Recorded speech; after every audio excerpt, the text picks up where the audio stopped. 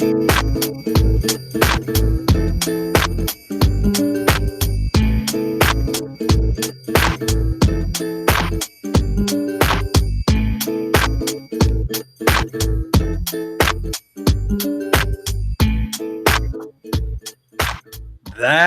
right. It's a Saturday on the tippy tie. We're back, y'all. Midway Radio is back. It's your boy Carlos. Midway Radio. It's like the customs holding cell, but instead of minorities, we have DJs. DJs like DJ Presyce.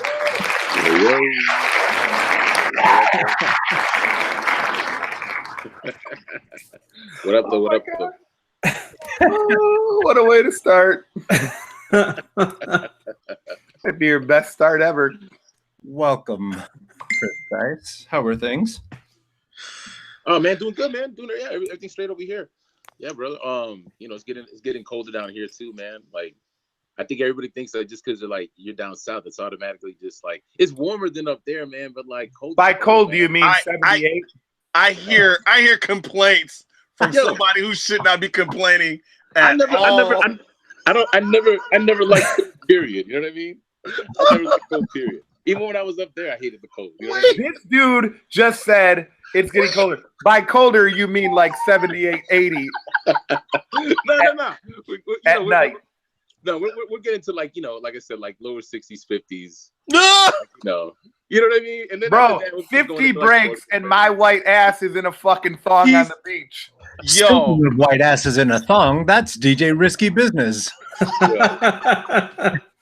But that is like shorts weather up there, ain't it? Though it's like, people wearing shorts and shit out there. Like, I wore shorts. I wore shorts today, and people still like look at me. You got you're part reptilian. You go to Ryan's house, boy. It'll be like -20. He walks out with like some a robe on.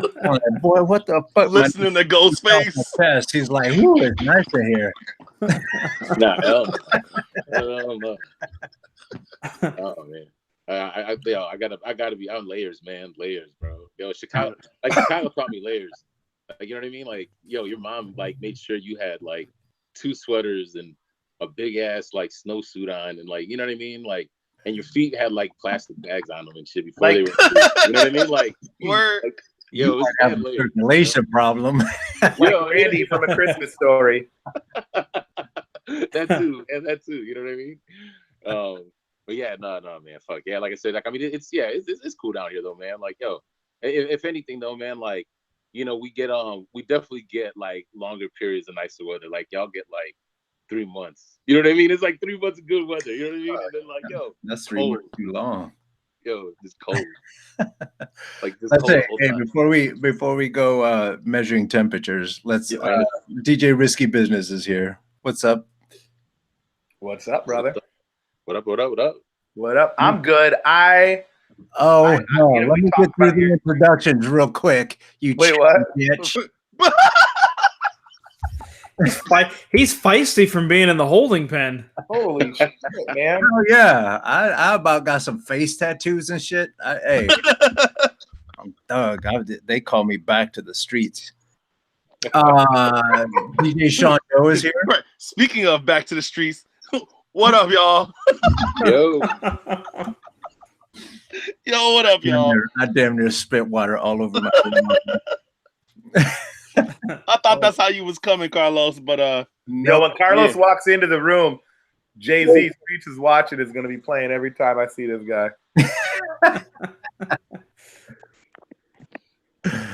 And let's talk to someone who probably will never have to worry about being held back in customs. Ryan Brockmeyer. Hey guys. Hey.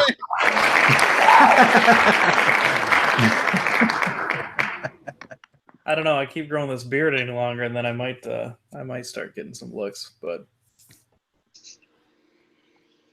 looks like DJ Shazam is checking in from out west. Oh yeah, that's the homie. What up, though, man? Bengals, son. Shazam Bengals. Yo, no, this is Shazam, man. Shazam. Shazam. Yeah. No. Yo, he go back, man. He go way back. That's the homie. Didn't look in the chat room. Yeah, Shazam is. I mean, Shazam. He's fucking. Yes. Oh yeah. He's somebody too, man. He got mad stories, man. Mad stories from back then.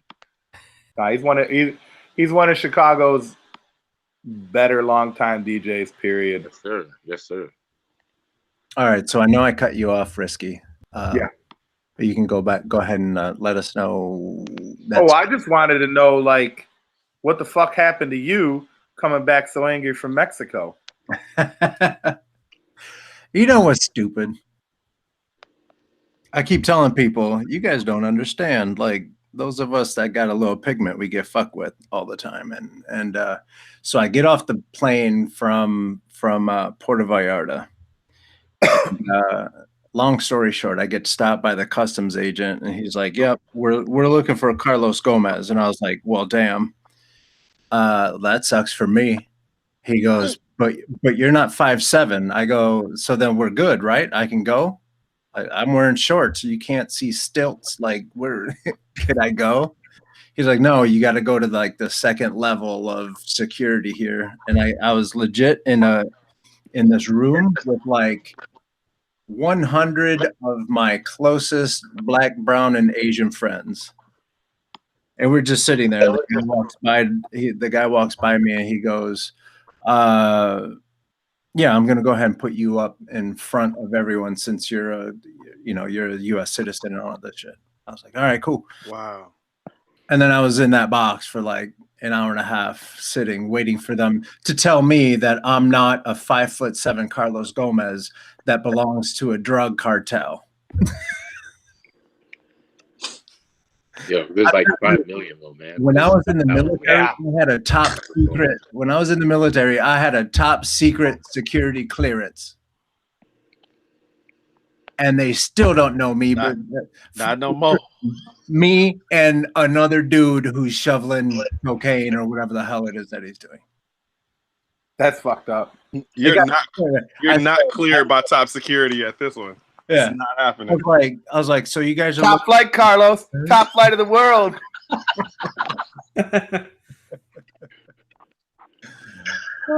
So yeah, we got to the point where he's like, yeah, so we're looking for a Carlos Gomez. I was like, anyone will anyone will do. We just need one. So, yeah. I wonder if they found Carlos Gomez. Huh? What? I wonder if they found Carlos Gomez. I don't know. They found one. No lie. Carlos Last time, Gomez, I imagine, is roughly a pretty fucking common name. Yeah. In Mexico, like you could probably fucking throw a rock in 12 directions and hit a fucking Carlos and hit about 16 of us. Yeah. That's true. It'll However, bounce off one and go to another. How many of those Carlos Gomez's are like 6 feet 215? Well, yeah, that's another thing. Yeah, for sure. No tattoos at all.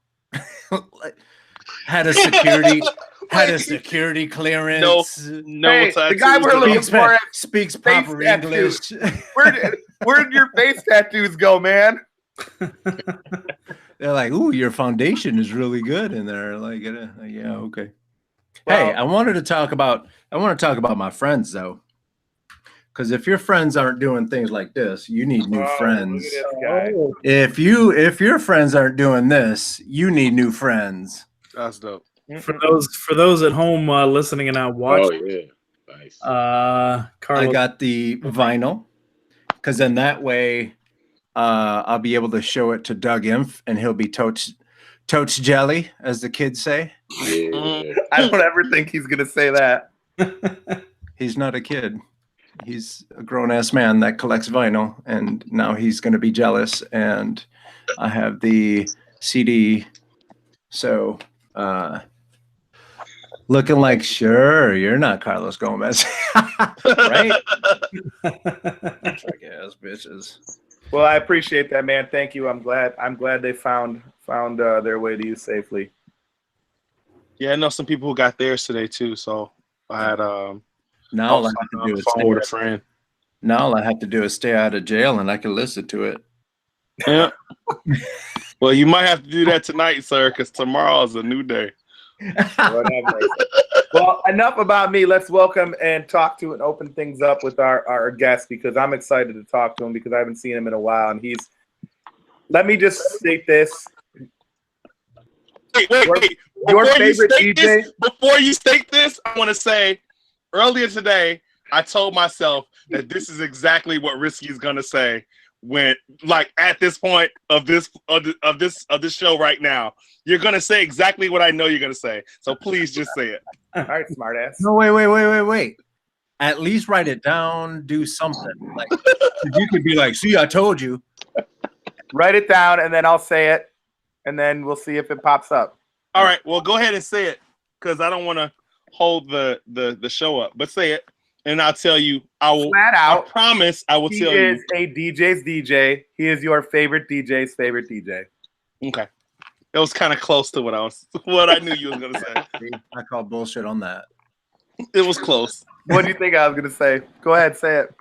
Oh, you were gonna say Presyce is my all-time favorite DJ out of Chicago. That's what I thought you were gonna say. He is. I've got like 17 of them. That's what I'm saying. No, man, I like different DJs. Like, I love different DJs for other things, but Presyce is inspiring because, like I say, your favorite DJ's favorite DJ, because if you watch that motherfucker, you're like, Oh, I know. God damn, I can't do any of that. And I don't know if I can ever do any of that, ever. Like, so just give up on life. That's right. And anytime you think you're good, just watch Presyce. Just watch Presyce, right? And he'll humble your ass real quick. He'll let you know how good you are, which is not that. Oh man, higher. There's so much. Aim Well, higher. Always aim higher. Always shoot higher. And he's so fucking humble. He just smiles. He fucking smiles and laughs, and he's like, "Cool, man. Thanks."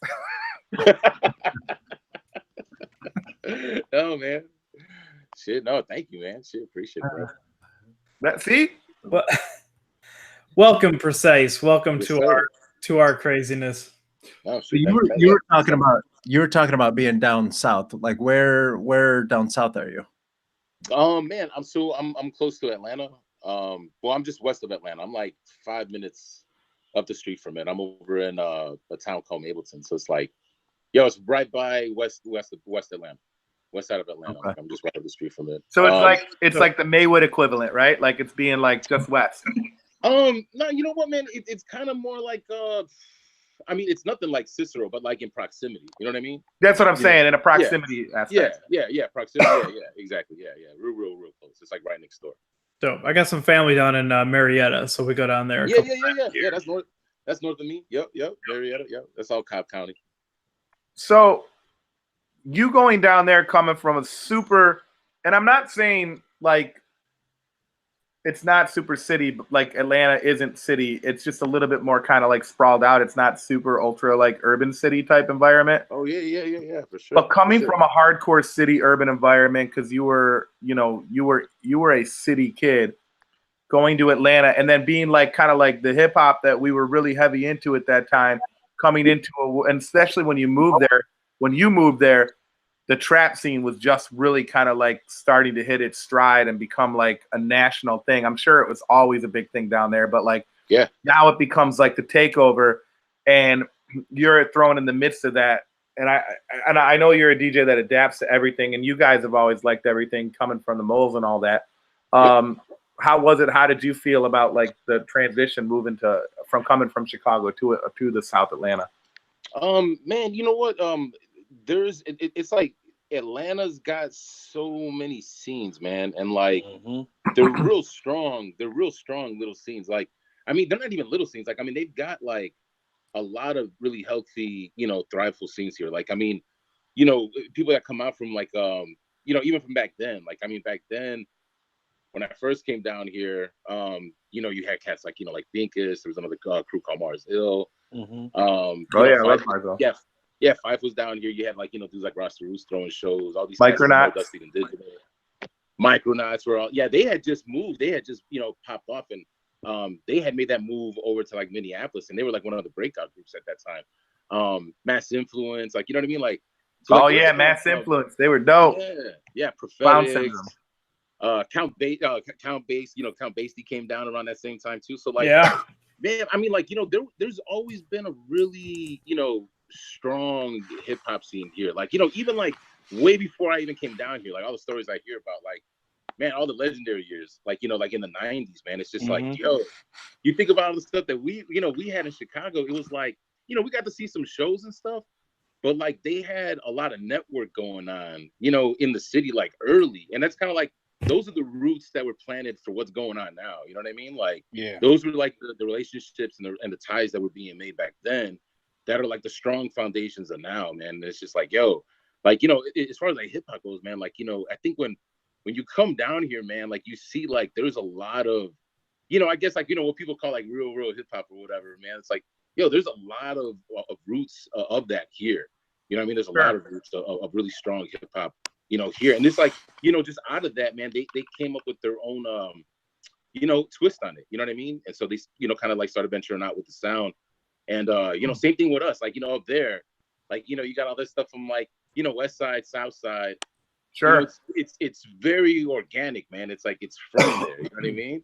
But like all them cats, you know, you ask them like what was inspiring them, and they'll be like, yo, Big Daddy Kane, Coogee Rap, you know, and like they got the same influences, you know what I mean? Right. Yeah. Yeah. So like, yo, I mean, coming down here, you know, people that I knew made it really, really easy. You know what I mean? I think just having good friends, man, like, you know, for sure. Like my man John Doe, you know, he was in a crew called, you know, Prophetics. I linked up with him. You know, my guys over at More Dusty and Digital, like my boy Prince Presto.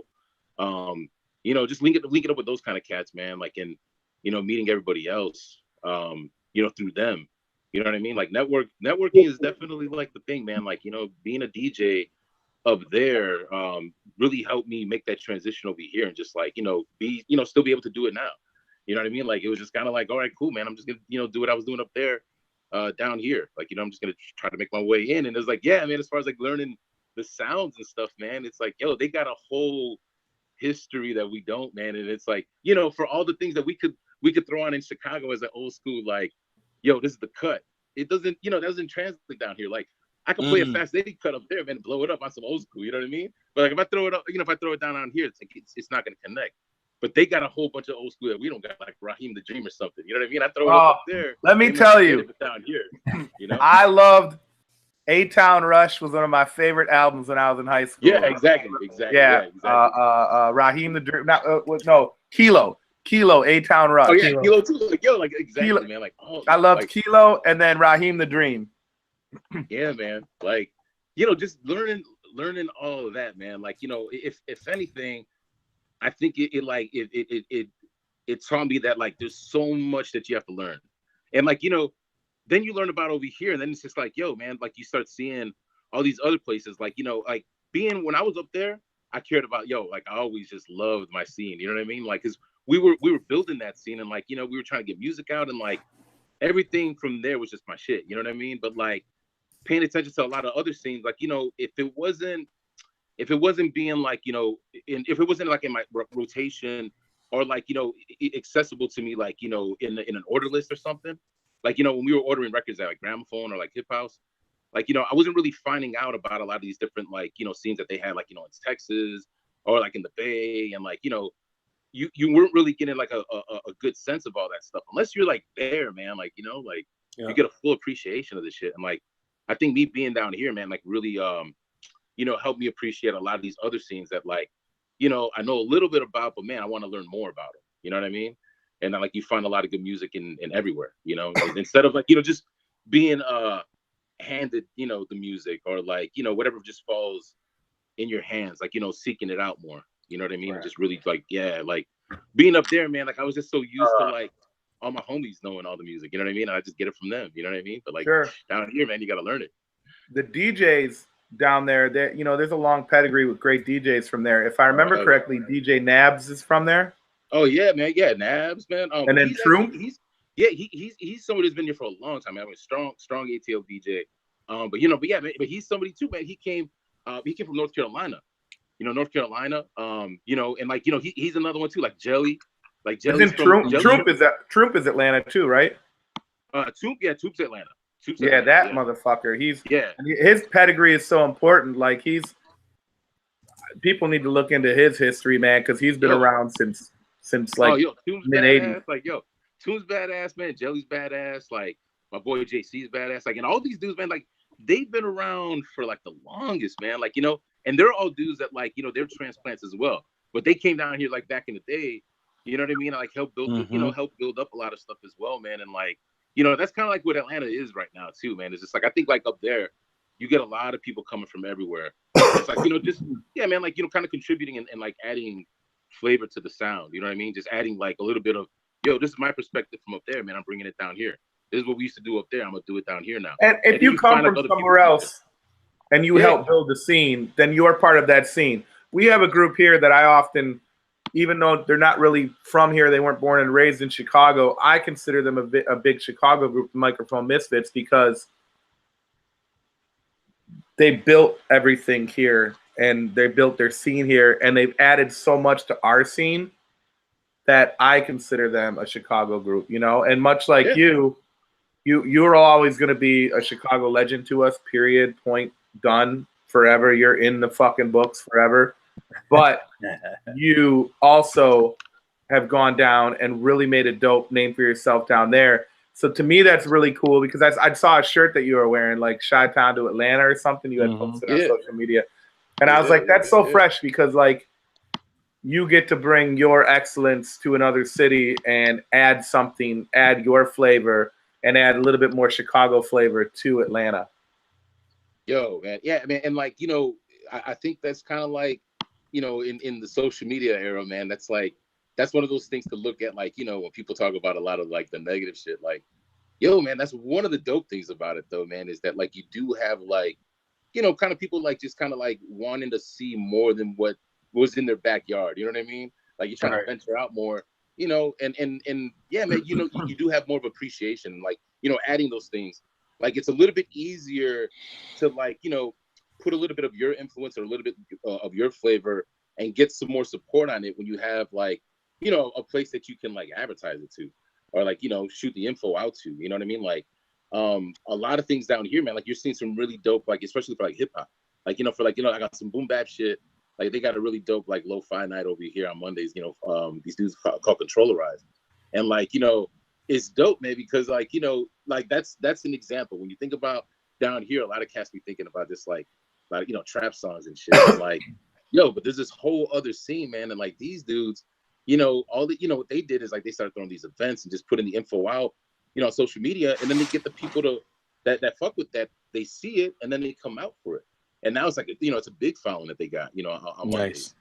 But like, like I said, man, like, like that's the kind of stuff, man, that you have going on down here that like, unless you're down here, man, you don't really see a lot of it, man. But like, there's definitely like, some really healthy scenes, not even just in like, in hip hop, but like in dance music and like rock music and like all these different like styles of music, man, like down here, like, they're just as dope or, and influential, besides like, what everybody's used to, like with the trap shit, like, and like, yeah, man, but being down here is definitely like, helped me out with like, as far as adding on to what I do, and like, adding on to the style. Like, you know what I mean? Like, I definitely learned a lot more being down here. You know what I mean? Like, so many dope dudes I learned from down here. I got a question in a minute. I'm going to ask you a question that was asked by Artistic from Shy Rock Nation. Yeah, so he had a question about Mass Hysteria in a moment, but I want to gush for one few. These guys like to make fun of me because I like to gush over the guests that we have, but like, I'm going to say this. He said gush. Fuck you. So listen, sir. And he also said, and he also uses product in his hair. So. No product. I said totes jelly, and you still came off softer. You know what? Hey, hold on a second. Hold on. Let me see here. Fuck you. Presyce, you're cool. Fuck it. I'm out. Hey, so I want to say this. No, one of the coolest moments, and I mean this sincerely, one of my favorite moments, and I think one of the best moments in Chicago hip hop. One of your all-time favorite? Number one? No, definitely one of my all-time favorites. So fuck you. One of the coolest favorite, number 141. You know what? Not in front of our guests, people. One of the coolest, and you guys are going to agree with me on this. One of the coolest moments in Chicago hip hop history was a perfect combination between fucking Panic and between Presyce on the intro to The Ritual of the Mole. That fucking track and that beat with those cuts. I'm in the car. You put me in a fucking neck brace. Oh yeah. Oh, you talking about the intro? Oh yeah, man. Yeah, the fucking intro. Nobody even fucking rapped on it. The record hadn't even. No, you know what that is, though. Intro, and I'm already like, this is my favorite Chicago hip hop album of all time, and I haven't even got past the fucking intro. There it goes. No, you know what?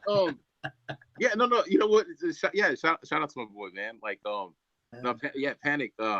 He gave me that record, right? So he gave me the record, man. It's like, anybody that knows that record, it's a really dope record, man. So that's how the track sounds. Like, that's the record. Like what you're hearing on there is like, that's the record. What I'm doing on there is just kind of like my cousin Bethel Rocks. He looped it up. So he looped it up for me to cut on. You know what I mean? But that's like actually like how the record sounds. Like, that's what's so dope about the record. Oh, I know the record. I know the sample. I know that. You gotta do shit to it. It's just like, that shit's so But what you did was you didn't overdo it. And as a DJ who can do everything, one of the things when I go see DJs perform, one of the things that fucking drives me nuts is when they're all fucking showing off. And I'm like, I get it. You can fucking juggle or you can cut. Like, okay, I'm over it like after 5 minutes because now you're starting to take the rhythm out of the fucking vibe in the room, right?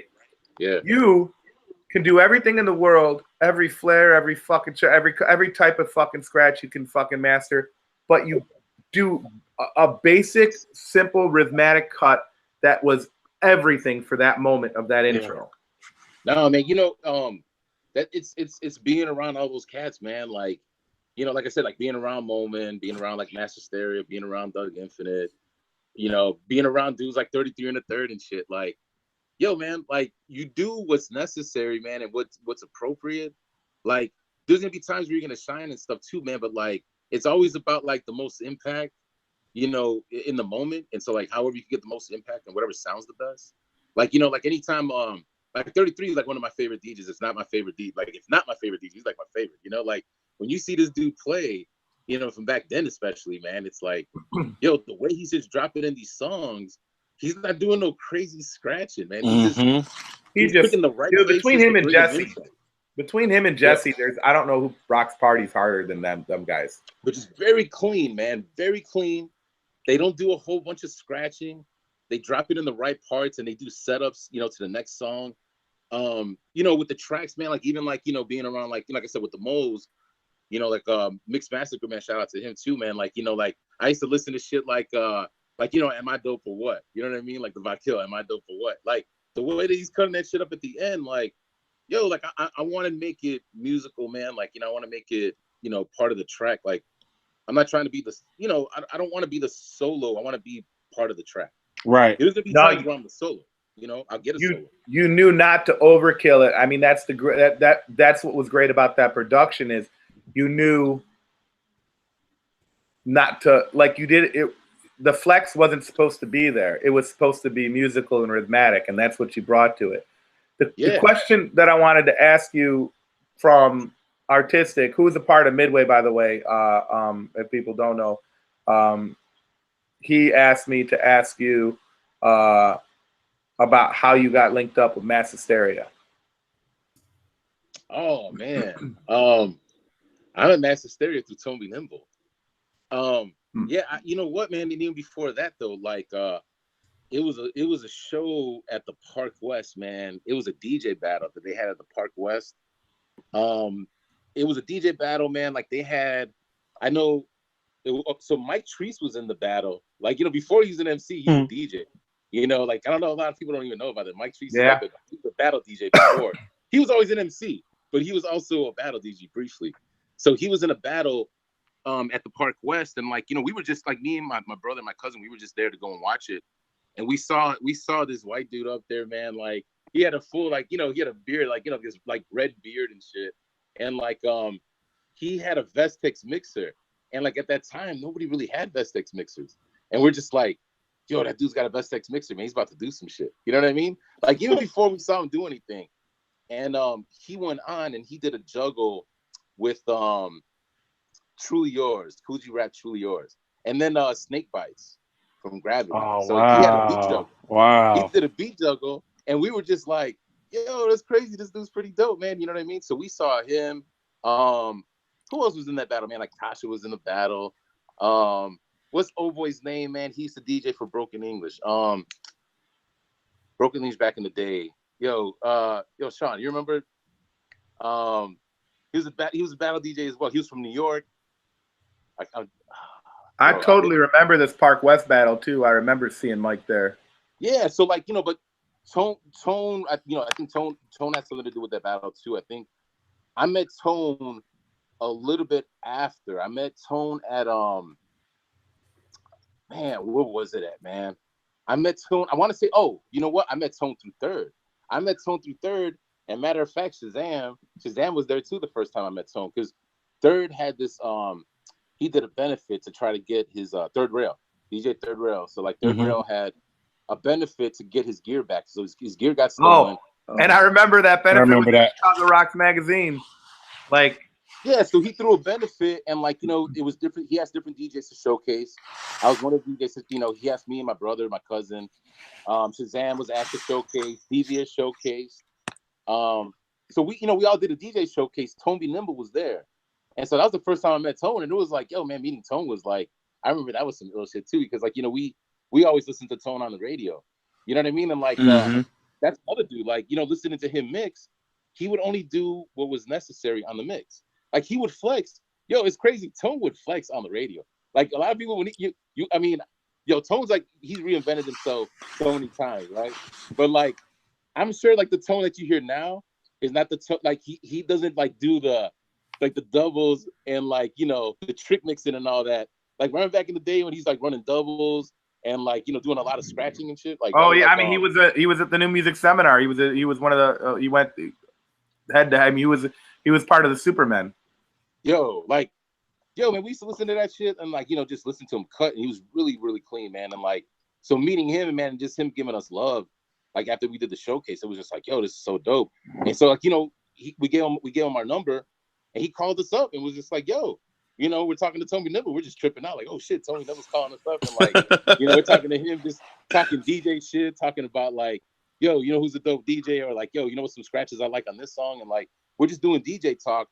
And so then one day he's just like, yo, you ever heard of Mike Presyce? You know, and we're like, yeah, you know, we're like, shit, that's the dude we saw at the Park West. You know what I mean? Like, oh shit, you know that dude? He's like, yeah, that's, you know, he's a friend of mine, whatever. He's like, yo, you know, I want to introduce you guys to him. You know what I mean? Like, you know, we should get up and practice. So we just got up on some practice shit. Like we got up at Mike Presyce's house. We all met up at Mike Presyce's house. It was the first time I met him. And I remember like, you know, just us talking about like, yo, that mixer, man. When I saw you up there with that mixer, I knew you were going to do something. You know what I mean? And so like, you know, we were both kind of just tripping out about that, man. Cause like, you know, back then you could kind of tell, I mean, even though it's just like a mixer, like you can kind of tell like that means something. If you're investing in that mixer and you're caring about like doing some like dope scratch shit, some, you know, dope double shit versus like the long 19-inch mixer, you know, with a lot of like, you know, effects and EQ and stuff. Like, you know, that's more for like the Which Vastex mixer, you know was it? Was it like the 07 Pro? No, it wasn't even an 05. It was the tabletop mixer. They had like this tabletop mixer that they had. It was a Vastex tabletop mixer. It's not even like it's not even one of the dope ones. Like, you know, yeah. Like, I went through a couple of Vastex. It didn't like, mean you know, that was it was good. a Vastex though. So it was just like, yo, this cat got a Vastex and shit. So, you know, talking with him, and you know, like I said, we got up and practiced with Tone. We're at Mike's house, and then he's just like, "Yo, I also rap." And then like, you know, I always heard Tone on the radio, but I never had the first mixtape that him and Tone dropped. I mean, him and Thomas dropped. You know, him and 33, they dropped the Tone and Tom tape, right? Like, you know, there was a track on there, and it's, you know, it's Mass Hysteria. Like they got like early Cat D stuff on there. I think they got like some early Greenweed shit on there. You know, but they got like, you know, an early Mike Tree song, and I never even knew about that, you know? So he was just like, oh man, you never heard me on that tape? And I was like, no. So he just played me his segments, and I'm like, yo, this dude's really dope. I'm like, what? Like, yo, I didn't even like equate I didn't even like, equate the voice to the look. Like he didn't look at the person that was rapping. I was like, yo, this is just a trip, man. Like, yo, you're really, really dope. And he's just like, yo, man, I got some songs I want some cuts on. And, from that point on, I was just going over to his crib and like, cutting and, we're dropping, scratches on a VS 880. You know what I mean? Like he got his VS 880 and shit, and we're just doing scratches and, Whoa, the VS 880, you brought out the VS 880. I fucking love my VS 880. The fucking little 8-track digital, fucking the first digital 8-track workstation. Yo, a lot of people fuck with that album. Like the first All Natural album was on the fucking VS 880. Like that was like one of That's how I did Uncommon Classics and fucking the Eminem mix and all that on a VS 880. Yeah, man. That was like, a lot of shit was made on that shit, man. Like, that VS 880 was like, before people could afford like the big studio shit or like the computer shit, that's what people were rocking. It's just like, there's a little bit more work, man, but like, man, you get a lot of good sound out of it though, man. It's like it's definitely like a piece, man, that like if you learned it, there's a lot you could do with it, man, Like you could definitely get a lot of shit done with that piece. But yeah, man, like I said, like, just doing those scratches, even being over there for those sessions, like that helped me out. Cause like, working with an MC closer, and like I said, working with like the moles even, like, I'm kind of seeing what they want for their song. So I'm getting better. Like, I would go in there, like, studio time conference shit, you know what I mean? So it's like, if I'm doing stuff with the moles, we're in a studio session. It's like, I can't waste a lot of time on the cuts. So I kind of have to do what they would like. And it's like, overkill might be too much. So I'm just trying to do stuff that leaves them satisfied, with the cut wise. Like, you know what I'm saying? Like, I'm like, yo, does this sound cool? And they're just like, yo, that's dope. I'm like, I'm not trying to do overkill, because I just wanted to sound good with the track. You know what I mean? And like, same thing with Mike. Mike was just always just kind of like, I just wanted to sound like this exactly. If you do all that, that's not exactly how I want it to sound. You know what I mean? And for me, I'm just kind of like, yo, it's the same shit to me. But he's like, no, you're doing like 4 more scratches that I want than what I wanted. You know what I mean? And I'm like, yo, you can actually count that? Like, you know what I mean? Like, like we're, doing the scratches, like, back then, man, doing the scratches, but, trying to figure out what the artists like, it would remind me of like, Richie Valens doing the takes over and over in La Bamba. You know what I mean? Like, yo, that cut that I just did, you didn't like that one? Like, yo, it sounded like the one I did before and the one I did before that. Like, what do you mean you don't like? You know what I mean? Like, what are you listening for? Yeah, like, what are you listening for? So being around all those cats, man, like, I think it taught me to be better with like, yo, we got this much time to this much time. This is the block of time that we got for the studio. You know what I mean? Like, we got to get this done. They also got to track and mix some other shit. And then you did the cuts on I Get a Rush. Yeah, yep. I did the scratches for I Get a Rush. Those were at Made in Heaven. Made in Heaven Studios. That shit's way gone. Yeah, Made in Heaven Studios. We did those over there. That's the same place that they did Freestyler Written, Know the Business. Know the Business, and what was it? Drug Wars. Drug Wars was done over there. Yeah. That I Get a Rush, man. Come on, get out of here. Yo, that shit. Yeah, I Get a Rush. Yo, no, I Get a Rush, and actually, I Get a Rush was done at. I did the cuts at Mike's crib. So I did the cuts at Mike's crib. I think we took them into Made in Heaven, and then like, yo, no, man, like, yo, that first 12-inch was like, so we did some of it at Mike's, some of it at Made in Heaven, some of it at Streeterville, like. Because trying to get the best sound out of it, I guess. You know what I mean? Yeah. It sounded great. That OC sample, man, or scratch was fucking. Ugh. Oh, yo, that's Mike right there, man. That's Mike. Mike is nasty. Mike, as for being a dude that was an MC, man, like, yo, he was dope as a DJ. Like, he can make beats. He's a hell of an editor and shit, man. He's definitely like a very versatile dude, man. He could do a lot, but yeah, a lot of the phrases and shit, man, that's Mike, man. Mike is dope. Really dope at that. Yeah, really good at coming up with phrases. I Get a Rush is almost 20 years old. That's crazy. Man. Yeah. Wow. Shut your mouth. Shut your mouth right now. Yo, man, and like, shut your stupid face, Ryan. That record too, it's like like at that time too, man, it's just like you know, there were so many songs that they had in the can, man. It's like that one right there, man. It was just kind of like, yo, I loved it. But like, man, there was these other ones I was just like, yo, man, they're from that same period. Like, you know what I mean? They're from that same period. And I'm just like, yo, I wish those were like, you know, on there as well. You know what I mean? Just so much stuff, man, that like, you know, I always wonder about, like, yo, whatever happened to this track? Whatever happened to that track? Like, you know, cats, you know, like, man, just being in the studio with all these dudes that we're talking about, man, like, yo, so many dope sessions, man. And like, you know, back then, man, I'm just a DJ, you know what I mean? So I'm not really knowing about politics and stuff. And like, you know, maybe that song, the dude never paid for the beat all the way or something. You know what I mean? Like, that's why it never came out or something. You know what I mean? Yeah. But yeah, I mean, just contributing to like a lot of stuff with those dudes, man. Like, you know, there's a lot of experience learned from being around those guys, man. Like, you know, that helped me as a DJ. You know, it helped clean up what I was doing as a DJ. You know, having some, you know, like I said, some approach, even besides like just mixing, man. Like, you know, like I said, like less is more. If you do less, you can always put more. You know what I mean? But you got to start off with a little bit, and then you can add in the right amount. You know, you can't like when you're adding salt, like you can't just put a whole fucking cup of salt. You know what I mean? You gotta put a little bit at a time. You know? Oh shit! That's a Midway exclusive.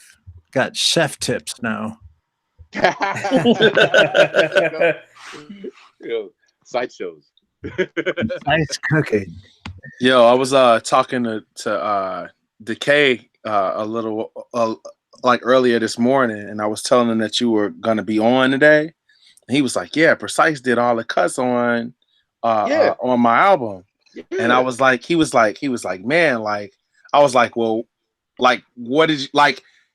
Because I think he had a DJ and then something happened and he have a DJ no more. So I guess the Mose was like, yo, like Presyce, you know, come do these cuts. And I was like, well, what did you think? He was like, man, I didn't have no say so, but they was dope as fuck. And I'm just like, yeah, that's Presyce. Like, that's Presyce. No, man, like you don't need to question that shit. If like, you know, if I fuck with the shit too, man, like I really like, you know, will take a lot of time.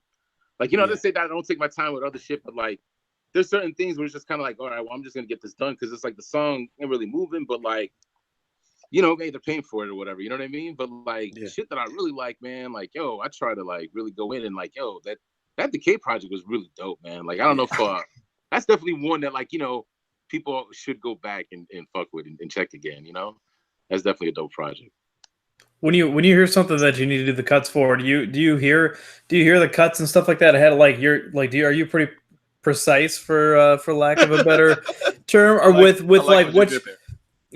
what you know you want to do, or do you like to play around with some different stuff? No, I play around. I play around with a lot of stuff. I'll do a lot of editing, like on the scratches, man. Like I'll do one takes and shit, man. Like I'll do like a single take and like just to do it, like a straight pass of just some cuts. But like, you know, I'll do a lot of editing, like, you know what I mean? Like I'll have like a piece of one cut from one sound right here, and then it intersects with another one, and there's a lot of overlap and, you know, things like that in the editing. I'm pretty cool with what I do, man, as long as you don't move my shit, you know what I mean? Like, you know, and like that's definitely one of the things, man, that like over the years, man, I've always been, you know, trying to like, you know, I'll be really, really particular about that with people, man, and like I'll keep saying it over and over until it's annoying. Like, hey, man, if you don't like something or something on it, like, let me know and I can move it or I can fix it or I can do it over. But like, just don't move it without letting me hear it. Like, let me hear it before you move it, and let me hear it before you put it out. Like, you know what I mean? Because scratches, like, it's weird, man. Some people can hear them, like, you know, they can hear how they fall, and then like some people can't really tell what the fuck's going on. And they'll move it and they'll be like, yo, this is dope, right? And I'll be like, yo, that's not even on beat at all. Like, it's like the person rhyming off beat. You know what I mean? They're not even rhyming on the beat, you know?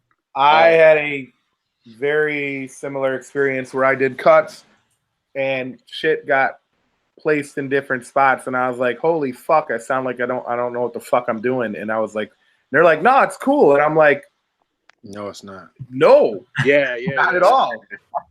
Yeah, they don't understand that it's kind of like a speech pattern. Like that's exactly what it is. And if you move it, then it's not on And the beat. project ended up coming out too, and I was Oh, that sucks. Yeah. Don't put my name on No. that. Who is yeah, it? there's Put him the- on blast. Who is it? Who is it? That was DJ. nah, I ain't doing that. No, I'm not gonna even do it. Like for me, it was like homies of mine too. Like, you know, I'm good friends with now too. I'd be like, hey man, like anytime I hear this song, the cuts end early. Or no, the cuts end later than they're supposed to. I was like, they start late and then they end late. End late, They're right. supposed to come in right here. Which means it's off fucking beat. Yeah, for me it's all weird. And like I saw the dude that I did the cuts for. He was performing the track, and it was like I'm hearing it loud, and it's even more awkward for me. I'm like, because I know how it's supposed to sound. You know what I mean? But anytime I hear it, I'm always like, Well, you're Yeah. like, because you listen and you're like, ugh, who the fuck did that? And then you're like, Yeah. oh wait, me. Yeah, but like, you know, the cool thing again with the technology, man, is that like produce, like, you know, us, man, like, you know, it put some of that power back in our hands. And like, so now, you know, shit, man, I do anytime people want me to do scratches, man, I just do them from my crib. Like I'll put them in the exact place that I want them at. You know, they give me the reference file and I just bounce the file, and it's like, yo, it's gonna line up to your shit. You don't gotta do nothing, you know? It's real easy, man. Like, you know, like having the computer, man, like really changed a lot of stuff, man. Like, you know, and yo, you know, shout out to Doug Inf on that, man. Like, yo, like him and my cousin Beto, man, like, you know, as far as like being brought into like, you know, the new century, man, like them dudes like really helped me, like, you know, learn that curve early. You know what I mean? Like that learning curve, like, man, of learning the computer, learning the software, learning editing, you know, how to work with a DAW. You know what I mean? Like my cousin Beto, man, like, yo, that dude, he was on Pro Tools, like, you know, early 90s and shit. You know what I mean? Like we would go to, I'd go to his, I was in school or whatever, but like, you know, he was in college and shit. And I'd go with them, you know, like when he'd have the studio time. And like, you remember Justin Toon? You guys remember Justin Toon at all? He used to work at Gramophone. But yeah, so Justin was like the studio manager back then and shit. And like that dude too, man, like he was making beats on the computer like a long ass time ago, man. And like just watching them dudes do that. And then like, you know, my cousin gets his computer, and then you know, after he got tired of it, he gave it to me. And so like, you know, I had Pro Tools in the 90s and shit, you know what I mean? And like I got to really learn, like, you know, how to like track stuff, how to edit stuff. With Doug, man, it just, you know, like the knowledge got even stronger just because that dude is just always up on some new shit. You know what I mean? Doug is like, he's always seeking the new thing, and he'll learn that shit. Like, you know what I mean? And like, he'll explain the benefit of like, yo, when you learn this piece, it's gonna do that, and it's like, oh shit, okay. So he had showed me like Cubase. He had showed me like, you know, Reason, Logic.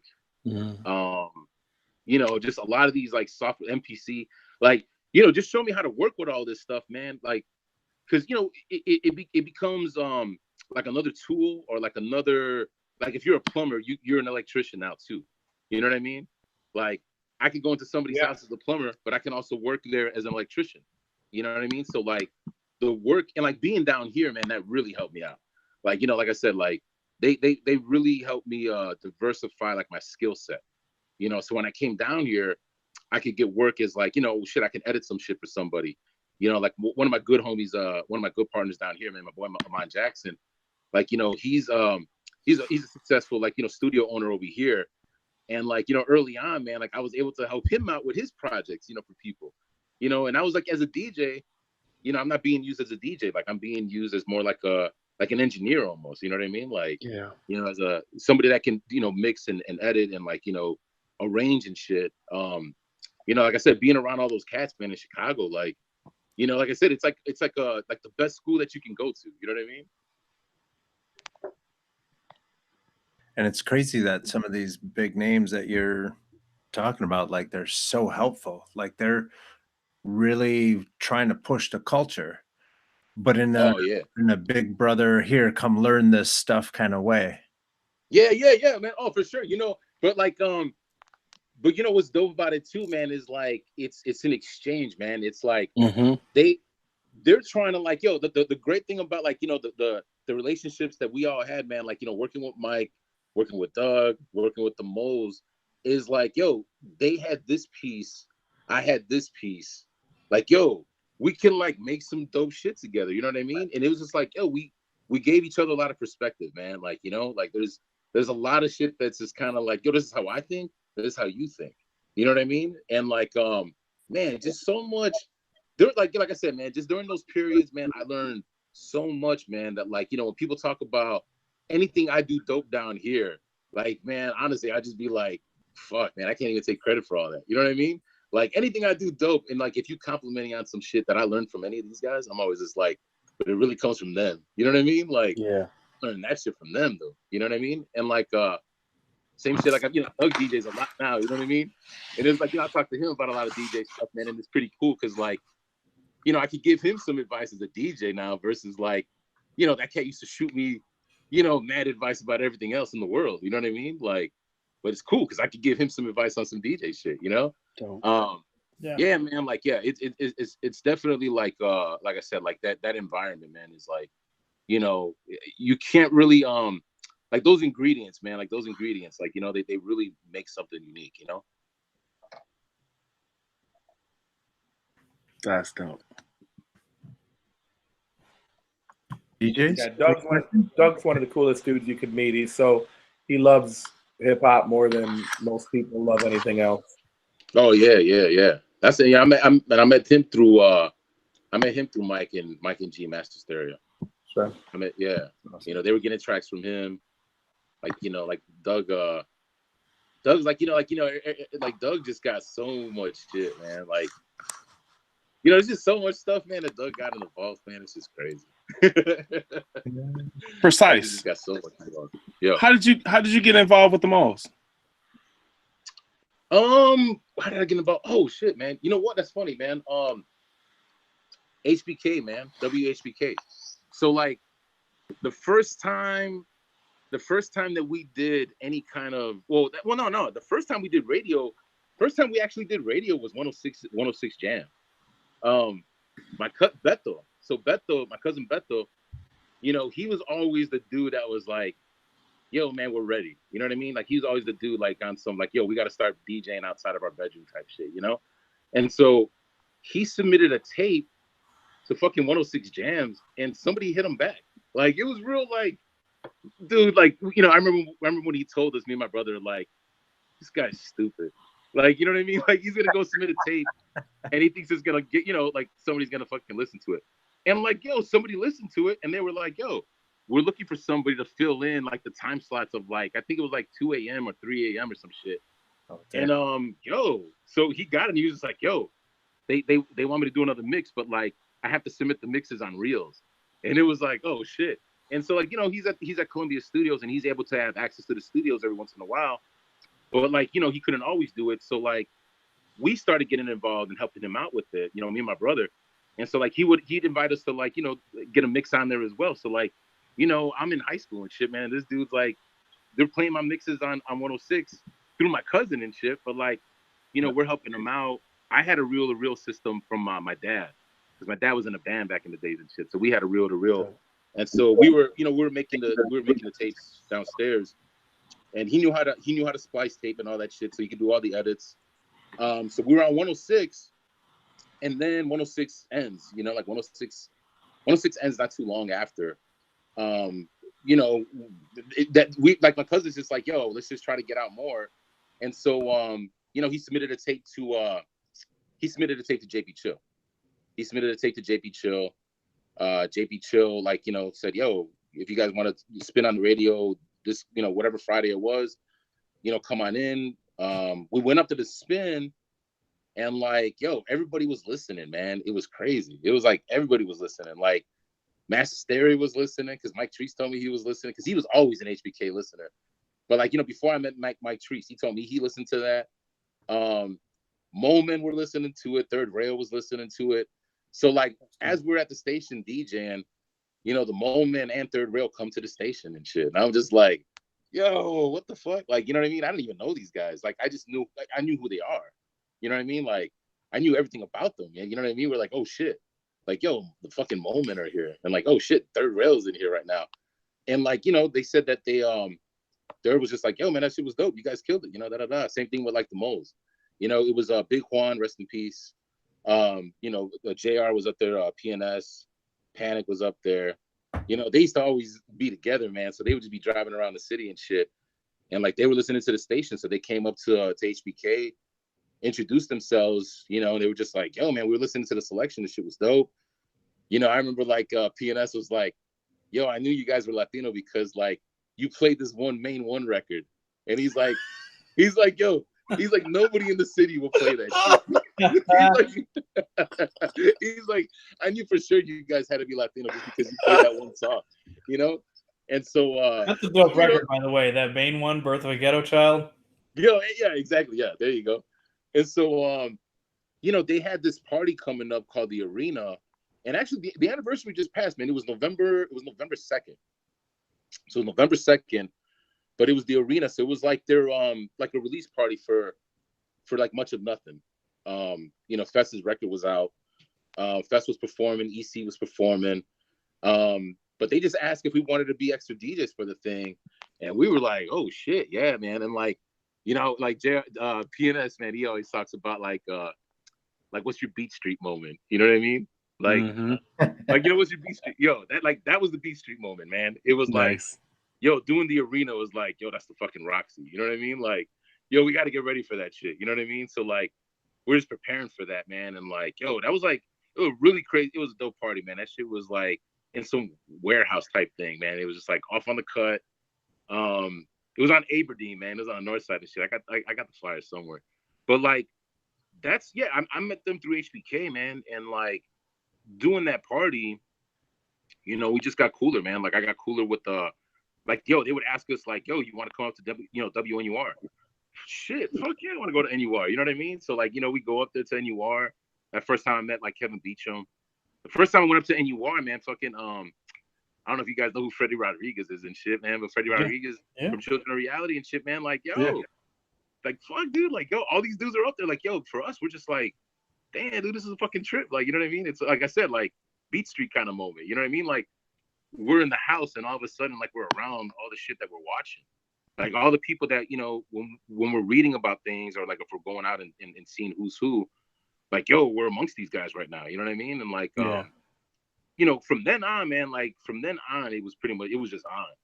You know, shit was just on from that point on. Like, you know, as soon as we met those dudes, you know, they're asking us for stuff. Like, I'm hanging out with like, you know, PNS more. I'm hanging out with Third Rail a lot. You know what I mean? And like, you know, I meet Nonstop not too long after. We're hanging out with that dude. That's and shit. dope. Like, yeah, you know what I mean? So like, you know, around that time, man, like, it was kind of like a period where like Chicago was like, yo, we want to learn we want to get into some like the next wave. You know what I mean? Like, you're coming off of like all the house shit, and then it's like, yo, you're seeing hip hop growing, you know, getting bigger, and it's just like, yo, let's like really push it, you know, further to where it's just like, yo, you're getting some respect, you know, artistically. You know what I mean? And so, I think everybody around that time, man, was just kind of like on some, you know, how you said it, like, you know, on some brother shit or whatever. Yo, man, for a while, man, it kind of was, man. Like, yo, everybody really was on some, let's practice, let's get up. You know what I mean? Like, you're going to each other's parties and shit. Like, everybody was at each other's parties anyways, just because all the shit would be in one spot anyways. Right. You know, the breaking shit, the graffiti shit, all of it is in one spot. You know what I mean? So, Phase 2, like, you know, those are my guys as well. Like, you know, I had met them through Sprite. I met them through Sprite. Yeah, I met Sprite through Coney. I met Coney through fucking Intel. Like, yo, this is crazy. You know what I mean? I met Intel through NUR. I mean, you know, I met NUR through the Moment. You know what I mean?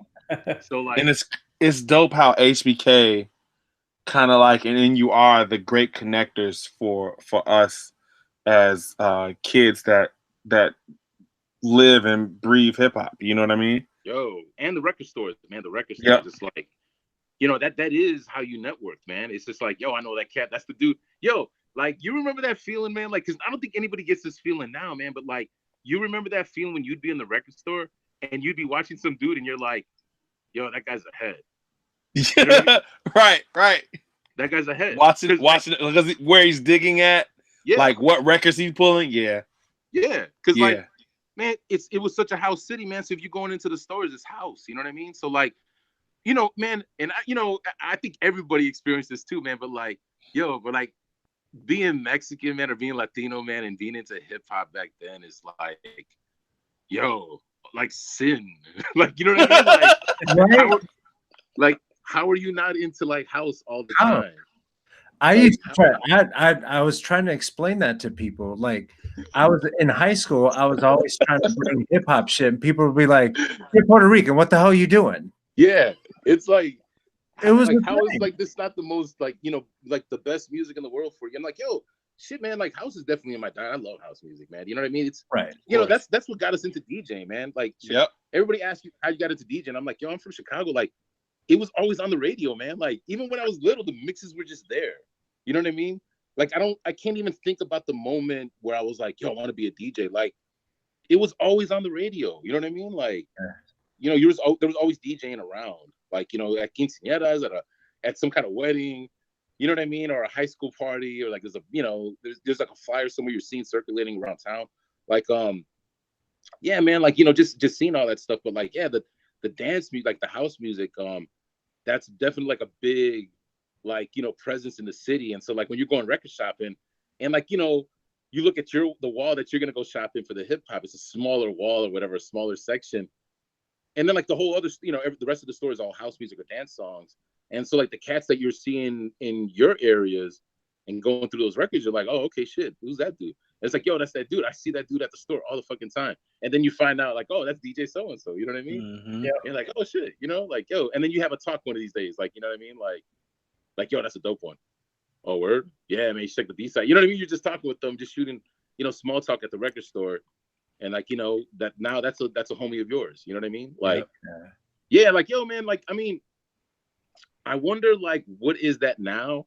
Because, you know, like the spots that I DJ down here, like, I'm really seeing more of like the 21 and up crowd. Like, I don't know about the younger cats. I mean, there's people that be coming in that are not 21, but like, yo, what do those cats do? The ones that are younger than 21, like, what are they going to? Because like SoundCloud.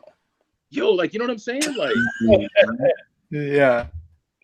Because, you know, for me, like, you know, I didn't feel the void of not having a club or a nightclub, because like for me, like, you know, they'd have some kind of party somewhere and it ended early enough, or it'd be a concert somewhere, or like the record store was enough.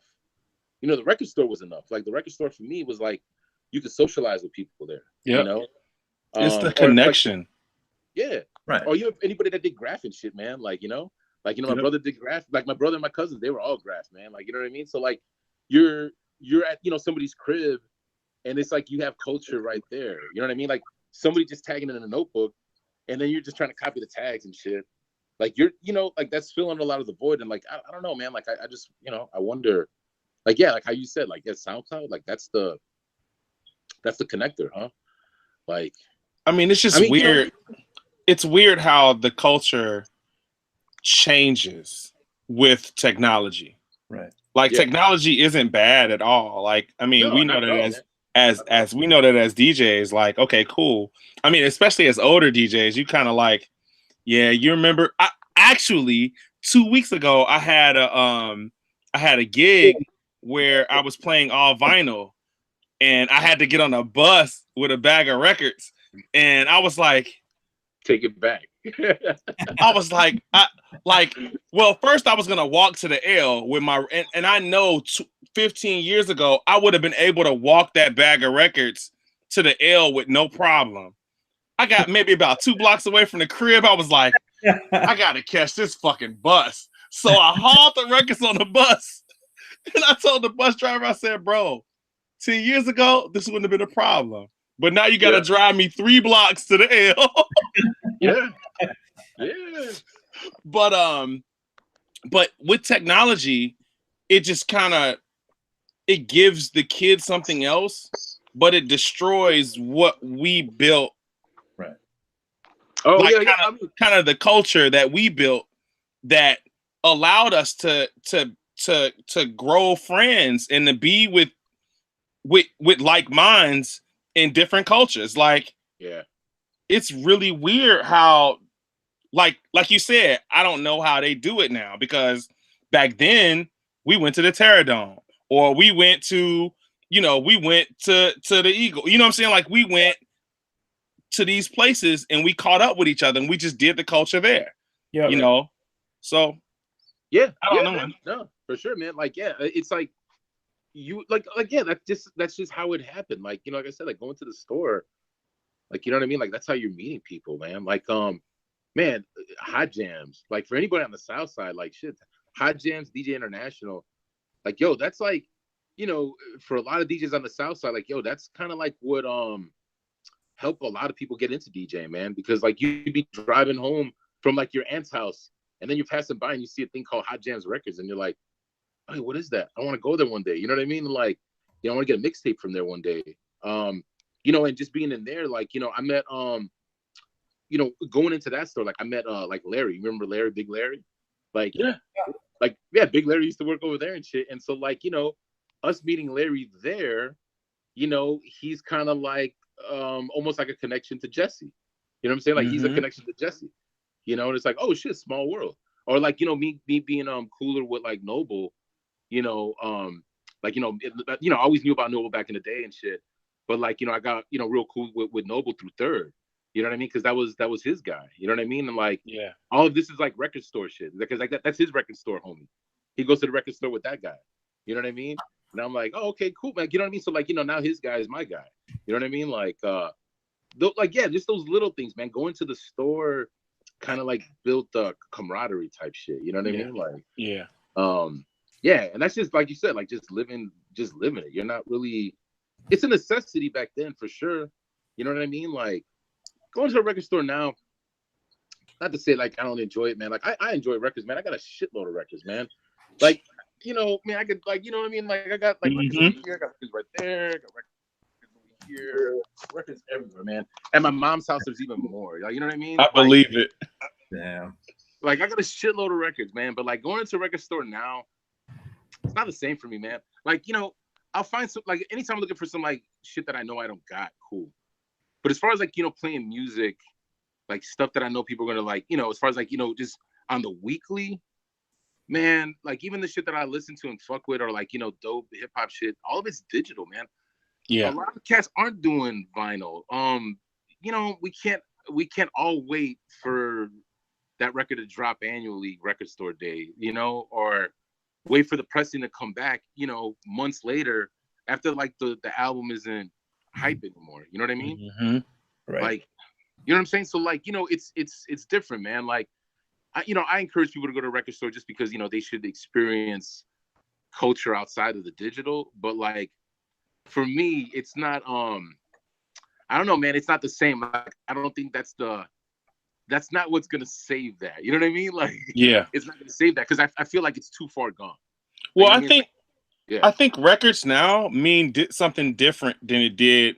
Oh yeah, when we were buying records, like people buying records now is kind of like, oh, we want this for nostalgic reasons, or it's the hipster thing to do now. Like, when did they? I tried to tell people, when did they start selling slip mats, just like one slip mat at a time? Like, when did that happen? You know what I mean? Like, like, oh, because the hipsters only got one record player because they're only listening. They're not DJs, right? And they only need one slip mat. Like, the culture has changed. Yeah. So, it's just really weird, man. But that's what I mean. Like, you know, that's what I guess, like, just circling back, like, you know, all that stuff was out of necessity. So, like, so now the authenticity of a lot of stuff just feels weird for me. You know what I mean? Because some of it, like, you know, and there's people that I see, like, too, and I'm just kind of like, you're just posing for a picture right now. You know what I mean? Like, you are. You totally are. You know what I mean? And then there's cats that's like, yo, man, that's just crazy. Like, how you're still pulling dope shit to this day. Like, you just got magic fingers. You know what I mean? But yeah, but like, you know, like I said, like it's just different. Like, you know, seeing it back then, like, you know, seeing a person going into the store, always seeing them in there, like, yo, there's like, you see dedication. Like, you know what I mean? You know it because you're in there just like they're in there now. You know what I mean? Mm-hmm. So like you feel like the authenticity of that from that person. Like, because if anybody talks bad from that guy, you know, anybody talks bad about that DJ that you always see at all the stores that you go to, you're like, yo, man, you know, but shit, that dude works hard to get all his music. You know what I mean? Yep. So you're just kind of like, yo, I can't talk shit about that dude completely. That dude's, yo, he's a hard worker. Yep. You know, like versus now where it's just kind of like, man, dude, like I know people that just get like fucking massive libraries overnight. You know what I mean? Like, Yep. you go on, you get on Craigslist, man. You can buy like a library $300 and shit. Like, yeah, man. But like I said, like I don't know, man. Like like just people like and how they get together, man. Like I think it is like happening over other things, maybe besides the music. You know what I mean? Like people are getting cooler on things and like they're socializing and getting close to each other outside of the music. Where like music, like I said, like the way we used to connect is just so like it's just so different, man. Like I said, like I mean, but those ingredients from back then, man. Like I said, all the people that we talked about, like man, those are like very unique people, man. Just very unique people, and it's because of them having this same background story that we have. Like all of us from that period, man, have that same story of like house was big, but we were fucking with hip hop. You know what I mean? And like we started like pushing that more and more and more. Like I can remember parties, man, that like my cousin would bring us out on, man, because my other cousin, he goes by Submerge, man. He's a popular techno DJ, Okay. So like he's got roots in the Shy and like worldwide, man, on some techno shit. You know what I mean? And like he started at the same time as us. Like we were all 101 crew and shit. Like 101 crew came out of War Crew. So like on the south side there was a graffiti crew called War, and like my cousins were in it. My brother was in it, and like that was kind of like the thing on the south side. And they were at war with Bus and shit, BTD, and like around then and shit. Like all these cats are doing graffiti, and everybody's getting in trouble all the fucking time. You know what I mean? Like, they're bombing and shit, but they're also getting arrested. And you know what I mean? And like, Yeah. equipment wise, it's like, we already had a turntable, and so like my brother was just kind of like, well, let me try to like get into a little bit more, because at that point, man, we we moved over to Berwyn and shit, and like, when my mom took us out of Chicago and we went over to Berwyn, it was just like, my brother was like, yo, no disrespect to nobody out there, but it was like he kind of feels kind of toyish, you know what I mean? Like Right. getting with the riders out there, like it was just like, nah, you know what I mean? Like like he had roots and shit, man. You know what I mean? Like he was, he's from the South Side, he's from Southwest Side. You know what I'm saying? Like the cats knew about him because they knew about like BTB, and they knew about Bust, they knew about War, and so like him going into Berwyn, it just wasn't like for him. It just didn't feel right. You know what I mean? It was And like, whack. yeah, it's just real whack, man. And so, that's what got him into the DJing, man. And like, him getting People like into DJing. the place with the stack of cars. That place? Yeah, Berwyn. Yeah, exactly. I'm like, that's why my parents don't live that far from there. And like, but my cousin started getting into it more serious too. And like, like I said, so then he starts playing drum and bass. He starts playing like house music, old new wave, and then he settles on techno. And so like, like, you can look him up as well, man. He goes by Submerge, and he's real popular techno dude, man. He does a lot of stuff in Chicago as well. But like, he used to try to bring us out to some of like the daytime parties, like the daytime parties on the South Side, in the basement. Cats are ditching school and shit. Everybody's at like, some dude's house, because their parents are at work or some shit. You know what I mean? And like, we're free DJs and we're just trying to spin, but we spin hip hop, man. And like, dude, like these are like the times where it's like, fucking like Cypress Hill and fucking like, Naughty by Nature and all that shit is popular. Right. Tribe Called Quest, like all that shit is popular. But like, we're playing these kind of tracks, man, and like everybody just coming up like, yo, when you guys are gonna change the music, get these guys off. Like everybody just complaining, and then just going back to like, Gabber and going back to techno, going back to drum and bass. And so like, us, like, like I said, man, like, we would love to have like, pursue that outlet even further with my cousin, but we just knew that outlet wasn't for us, man. You know what I mean? And like, like I said, going back to like some of those outlets that we're talking about, the radio station, record store, like, man, dude, like, yo, those things saved us, man. Because we were like in this scene, man. Like we were just around this stuff that was just like, yo, this isn't gonna save us. If anything, it's gonna make us retire. You know what I mean? But having those places, man, like, it really it was like a ground zero for everybody. You know what I mean? Like that's like a ground zero for everybody. You're gonna meet some people. Shit, like once you found HBK, you found Hyde Park. You know what I'm saying? Yeah. Like once you found Hyde Park, like, yo, you're finding Dr. Wax, you're finding secondhand tunes. you know, all that shit's right there, man. You know, and there's everybody's right there. Like around that time, motherfuckers are just hanging out Hyde Park and just forming ciphers and circles and just rhyming and shit. Like they're not even over there to buy shit really. They're just there hanging out. Like, you know what I mean? Like, yeah, man, like, yo, those things were like kind of like East, like, you know, like kind of like you know, like it was like a treasure hunt almost. Like you found one clue here, and then that clue gave you another one to somewhere else. You know what I mean? And that's kind of like how you built your network, you know? Yeah. Yeah. That's about the size of it. Yeah. That's about the size of it. Yeah. So Yes, sir. what are you doing down in Atlanta? Man, so I mean, as far as like what I do down here, man, I just spin and I teach, man. Like, you know, I used to I was working for this place. I was working for a school called Scratch DJ Academy, and like, you know, we were open for about 4 years. So 4 years to Scratch DJ Academy, you know, in Atlanta. I was the director for the school. So like, you know, we were doing you know, classes, man, like just trying to teach people. If you didn't know how to do it, then we're teaching you how to do it. If you were somebody that's been doing it for a long time, then like, yo, I'm giving you insight. Like, people be like, yo, I like the way you cut and shit. And it's just like, well, man, you could cut like that too. Like these cuts, they're all formula, man. It's all math. Mm-hmm. Now, style and personality, man, you got to get that on your own. You know what I mean? Like, not just you develop that on your own. You develop that. Like, you know what I mean? You get some help with it. You get some coaching. But as far as like unique flavor and style, like that's experimenting. That's soul. That's like you're feeling in the moment. You know, it's expression. But like, I was teaching them a lot of like, yo, the math part of it, I guess, like the formula part. As long as you're doing this and this, it's going to equal this. Right. You know what I mean? But we can't always do the same equation every single time. You know what I mean? Like, but like, yeah, just teaching them. You know, I was doing that from 2014 all the way up to like 2018.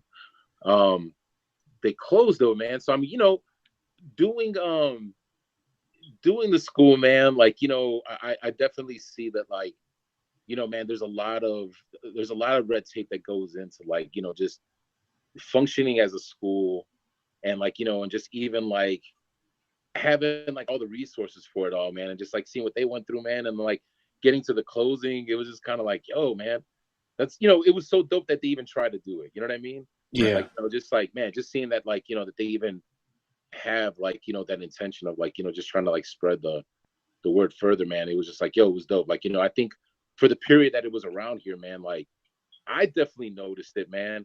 Like there was an increased like focus on getting better. Like, you know, as far as like the DJs here, man, like, you know, just like the city, like I felt like everybody felt like, yo, now that there's a school here, there's gonna be more DJs. You know what I mean? Like, right. You got to get better. You can't just do what you were doing. You got to step it up.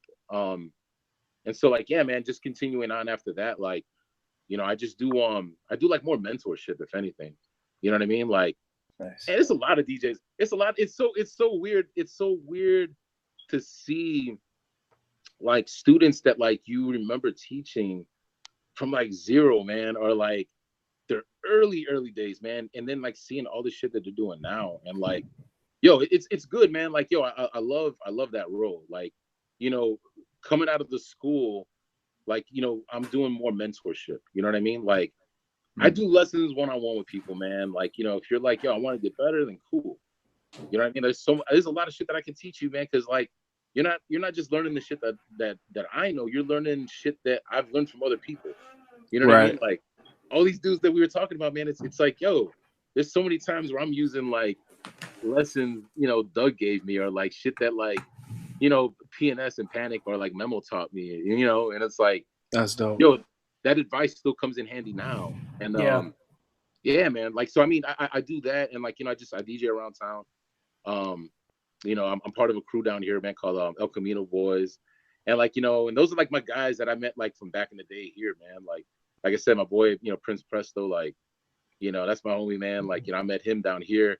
Like, you know, it's crazy because like I got a really good homie up in Chicago, man. My boy Presto, you know, he's old school TMS, old school graffiti writer, and like he's a popular DJ up there in Chi-Town, and like that's my dog, man. Like, you know, when I was living up there, man, that was like my bro. You see me anytime you see that dude, you see me. You know what I mean? Yeah. And like it's just weird, man, because now like my good homie down here, his name is Presto as well.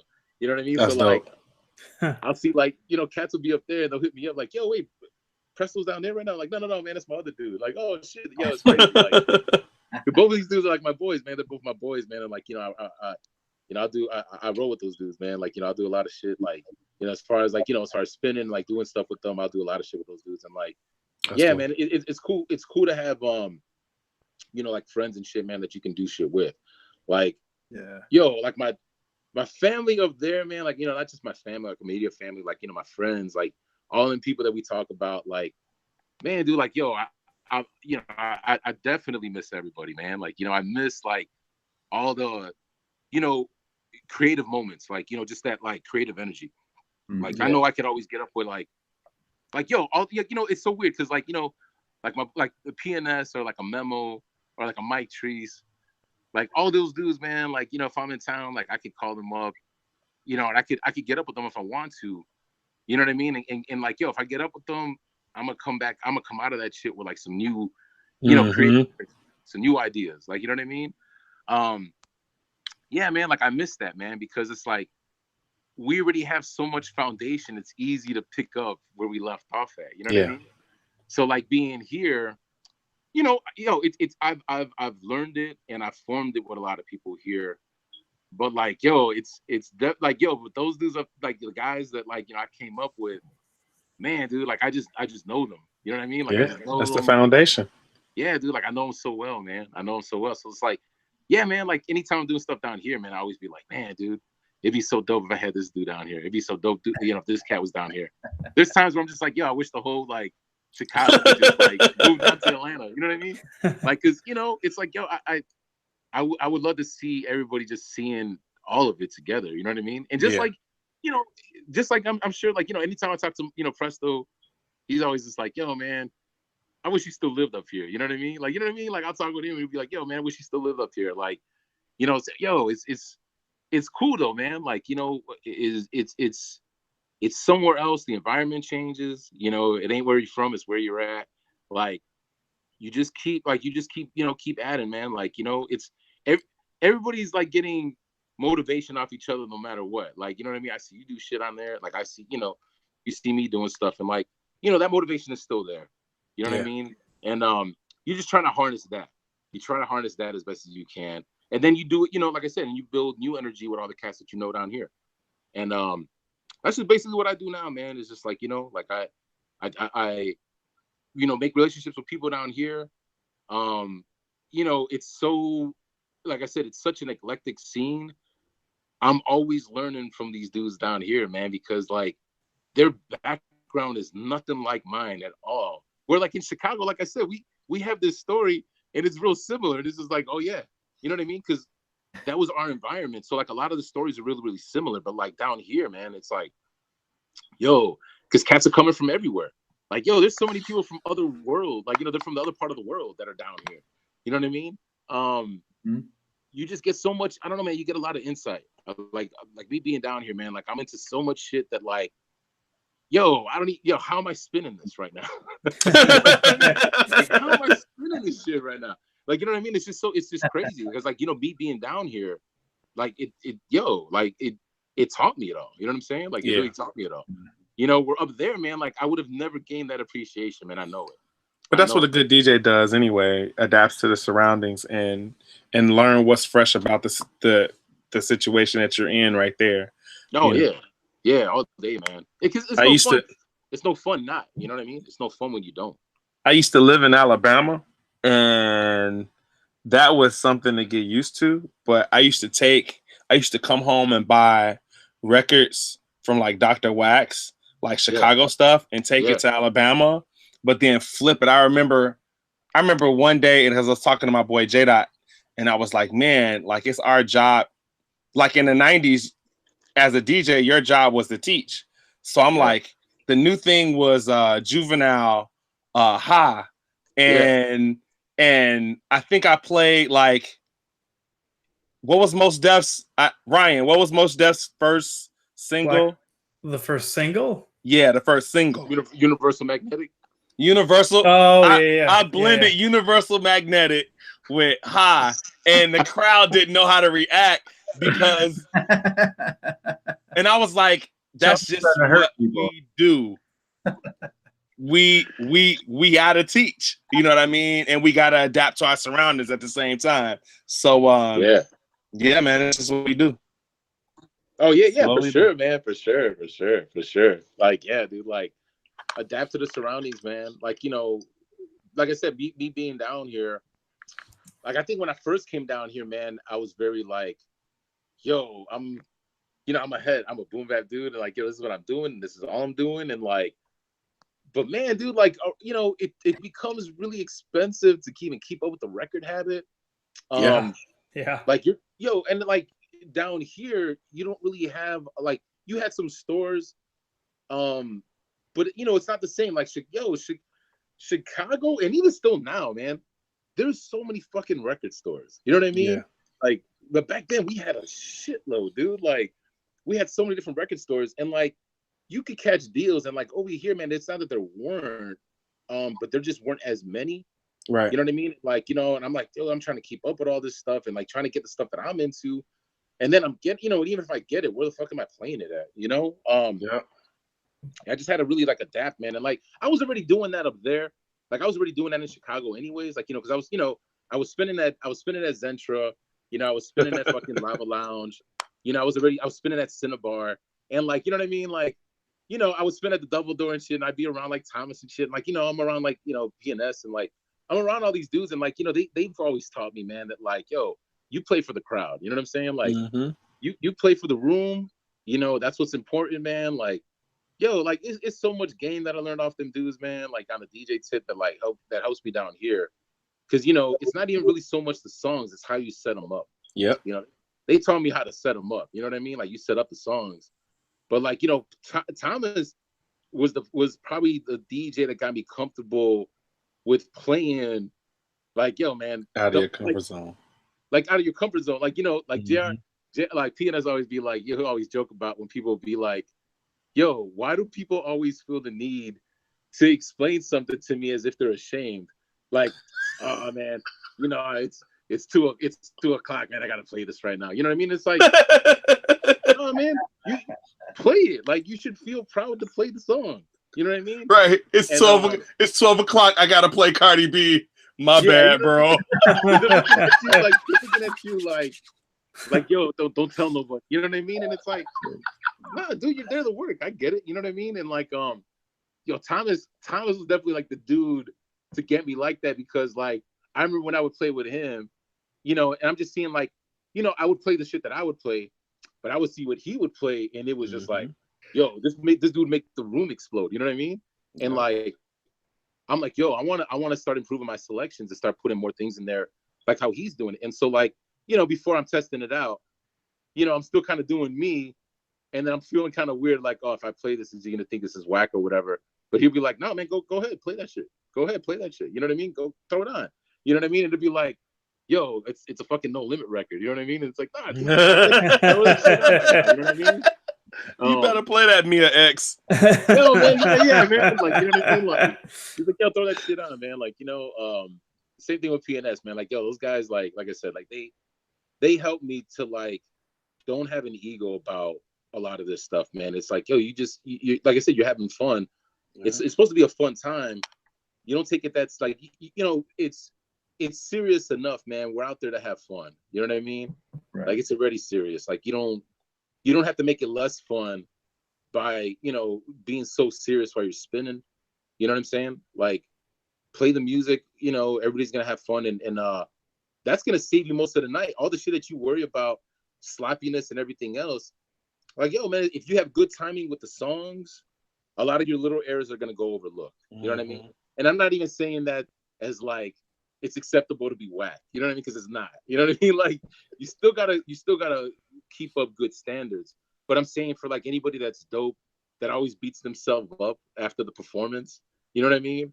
It's like, yo, you don't have to like you don't have to put that much pressure on yourself. You know what I'm saying? These are one of the times where like, yo, we get to really have fun with that. You know what I mean?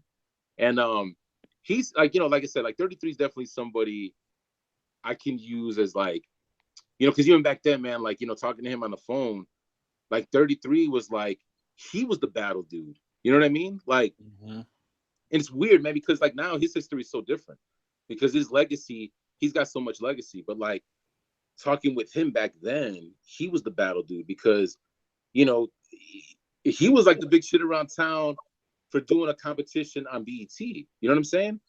Like he did this competition on BET, and like, yo, back then that was like legendary. It was just like, yo, shit, man. Like that's what, you know. It's Thomas when he was out there for that battle. You know, people would always talk about it like, yo, that was like a big moment. He repped. You know what I mean? And like him coming from that, and always like, you know, people always wanting to expect to see him to do some shit. And it's like, dude, I'm here to rock a party. You know what I mean? Right. Like, you know, it was always good to have somebody that could like relate to what I feel. Cause dude, I mean, it's so different now. But like, you know, being up there and like even when I moved down here initially, it's like, yo, you think you're gonna come see me and I'm gonna do like a DMC set or I'm gonna scratch and I'm gonna do all this crazy shit. And it's like, No, bro. I'm just gonna spin. I'm just here to play. You know what I mean? Right. I'm just here to play, man.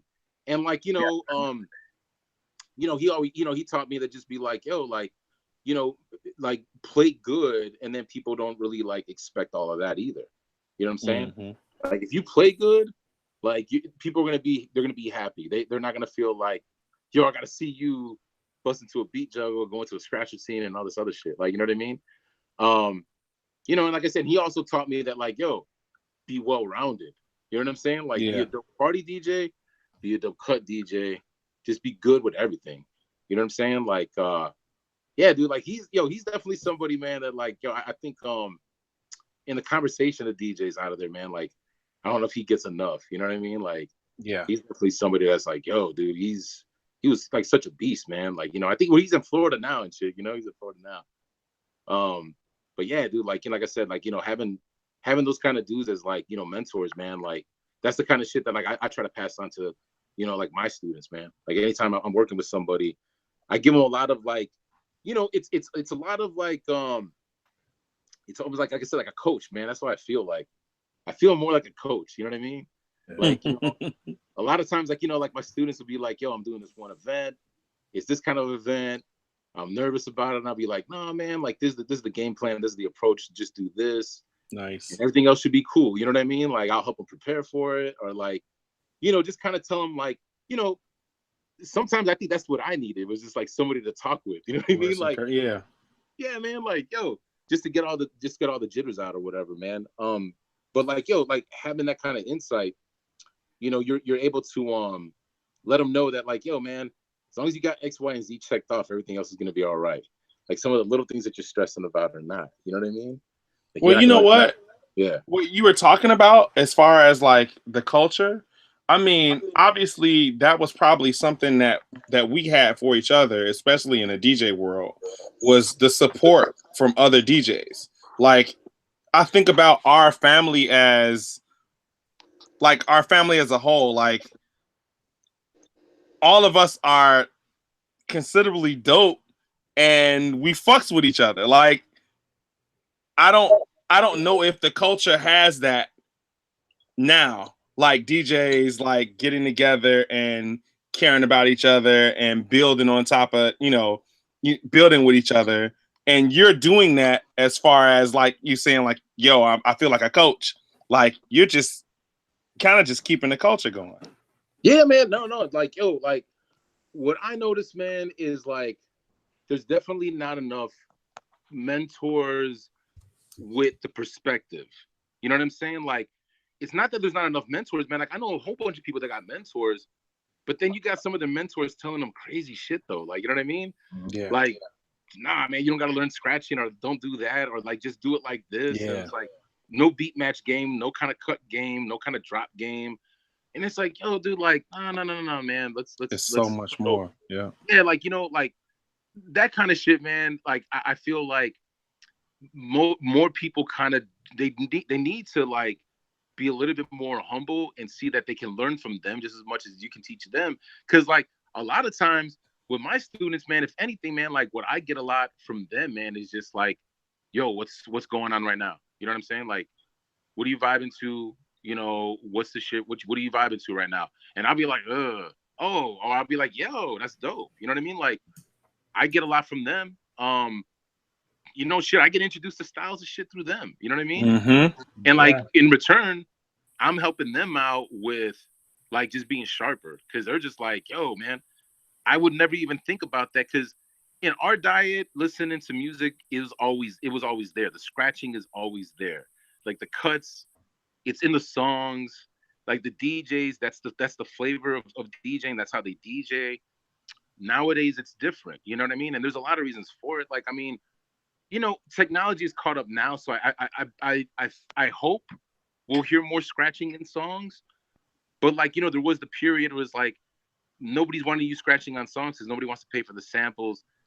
You know, everybody's trying to use whatever's on wax, but you know, you're just using whatever's available. But like, you can't wait for a pressing to come back just so you can scratch the vocals or whatever. So, you know, it becomes missing in the songs. And so like these guys, they don't have it in their diet. You know what I'm saying? Like it's not in their everyday. They don't hear these songs. And so like a lot of things to us, that's second nature almost, because we're used to hearing it and we have a reference. They don't have that. And so like you got to give them one. Like it's so weird when I talk about scratches and I'll be like, DJs that I feel like everybody fucking knows, and they don't know them, and I'm like, crazy. What, man? Like, dude, I'm about to fuck your head up, man. Like, you don't know this DJ? Like, let me send you a video of Rock Raider, or like any of the executioners, like, you know, because man, shit, like, yo, we're the time is gone, you know what I'm saying? Like the DJs that they see every day, you know, they're used to whatever's in their feed. They're used to whatever ad is, you know, playing. And not to say that none of these guys are dope, because a lot of them are really dope, but they don't have anything before that. You know what I mean? And you know, just kind of seeing that things are possible, because if it was possible back then, why is it not possible now? No, You know what I mean? Like I use that a lot with cats. Like, yo, man, if they were doing this technique in the 70s, you should be able to do it now. Like, you know what I mean? Like, it was way more limited then. So like that should make you even more motivated, or like, you know, you should be encouraged that you can get it down. You know what I mean? So like that's the kind of stuff that I'll talk with them. Like I'll talk with them like that. Like, hey man, I know you can get this down, man. Check, like, dude, you're able to look at the direction of how to do it. Somebody was just doing it. You know what I mean? Like somebody was doing it trial and error. Now you get to observe, watch it, and redo it. So like, just because you're not getting it down right now, like, you know, that's you needing to like lower your expectations. You know what I'm saying? Like, you're not supposed to get it down right now. If you did get it down right now, dope. But if you don't, it's okay, man. There's like, dude, I remember it would take me, like, I always tell everybody 2 years. 2 years. Like in the first year, you learn some stuff. In the second year, you start applying it. But like, it's really like 2 years before, if you haven't done 2 years, there's no way that I'm gonna really want to listen to you at all. You know what I mean?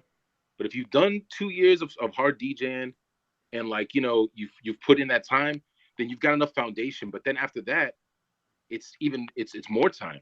It's like another 2 years of the 2 years you just learned. You know what I mean? Now you've got to apply all of that knowledge. You know what I'm saying? Like, these scratches you're gonna keep improving on them. Like, there's stuff that I gained perspective on way after DMC. You know what I mean? Like way after the battles. You know what I mean? Like as far as like learning cuts and like learning other like, you know, other patterns, or like, you know, other like scratch techniques, or like, you know, learning the equipment, like all that shit I learned way after DMC. You know what I mean? So you not getting it down right now, it's all good, man. Like, I think sometimes people need that, because like everything's instant. You know what I mean? Like everything's like instant. They want instant gratification because they're used to it. And so when they don't get it, it's really, really frustrating. And it's like, oh, dude, this is normal. Like, I got to tell people that shit all the time. I'd be like, dude, this is normal. Like, yo, you're able to do this cut when I was never able to do this cut within like the first 2 years. You know what I mean? Like, you getting it down into like a flow and all that, like that's going to take some time. You know what I mean? But don't beat yourself up over it. You know what I mean? Like, or, you know, take a break from that and focus on something else. Because sometimes you need somebody to tell you that too. Like, you're all good in this area. You need to focus on this. You know what I mean? Like, yo, man, I see your flyer game is on point. Your mixing game is not. You know what I mean? Like, work on your mixing. Or like, yo, your crates, like, you know what I'm saying? Like your songs, you know, I'm noticing you looking at your computer all the time. Set up some lists, set up some crates ahead of time. That way they're all there and you don't have to keep like looking for the songs. They're already there. You know what I mean? Like, got a million songs on your computer. How you you need to set that crate up.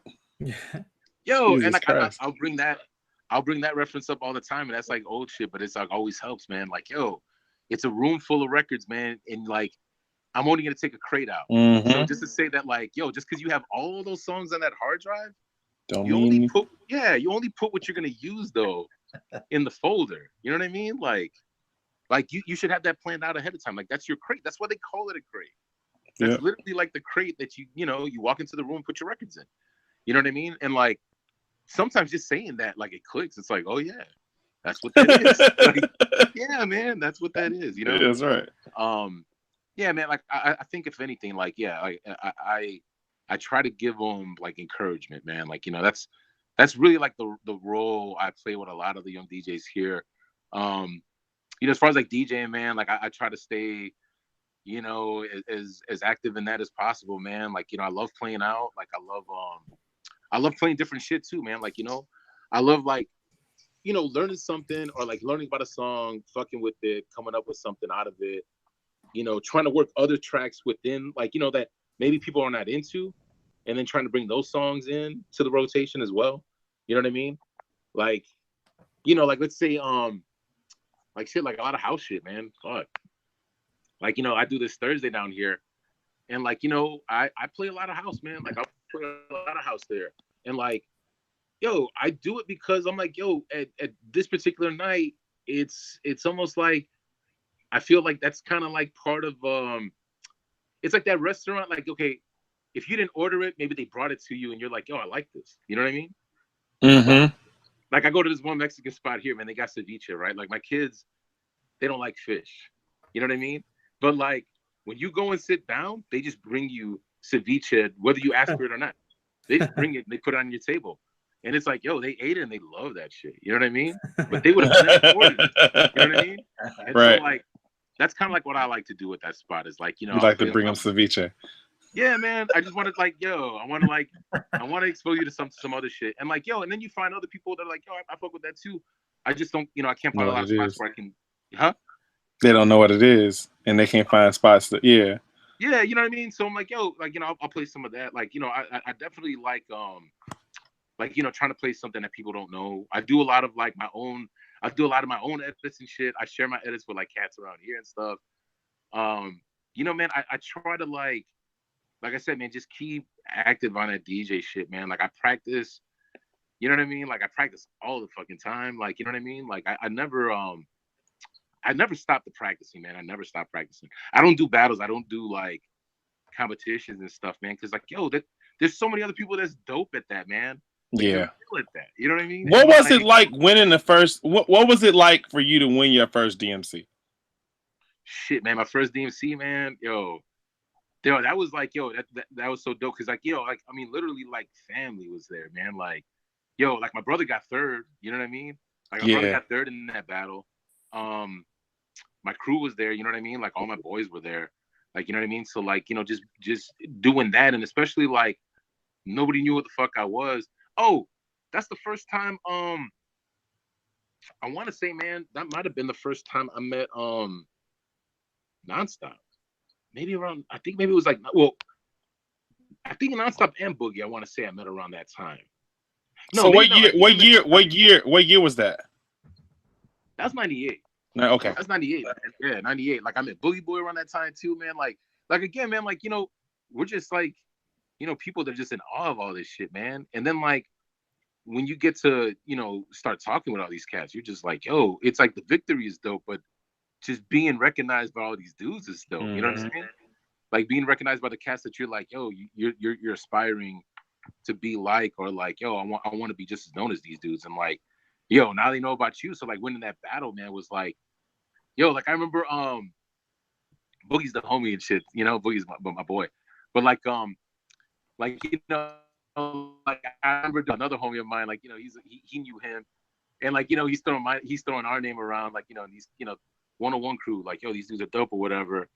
and he was like, yeah, man, you know, these cats, man, da da da da. You know what I mean? He's on some shit or whatever.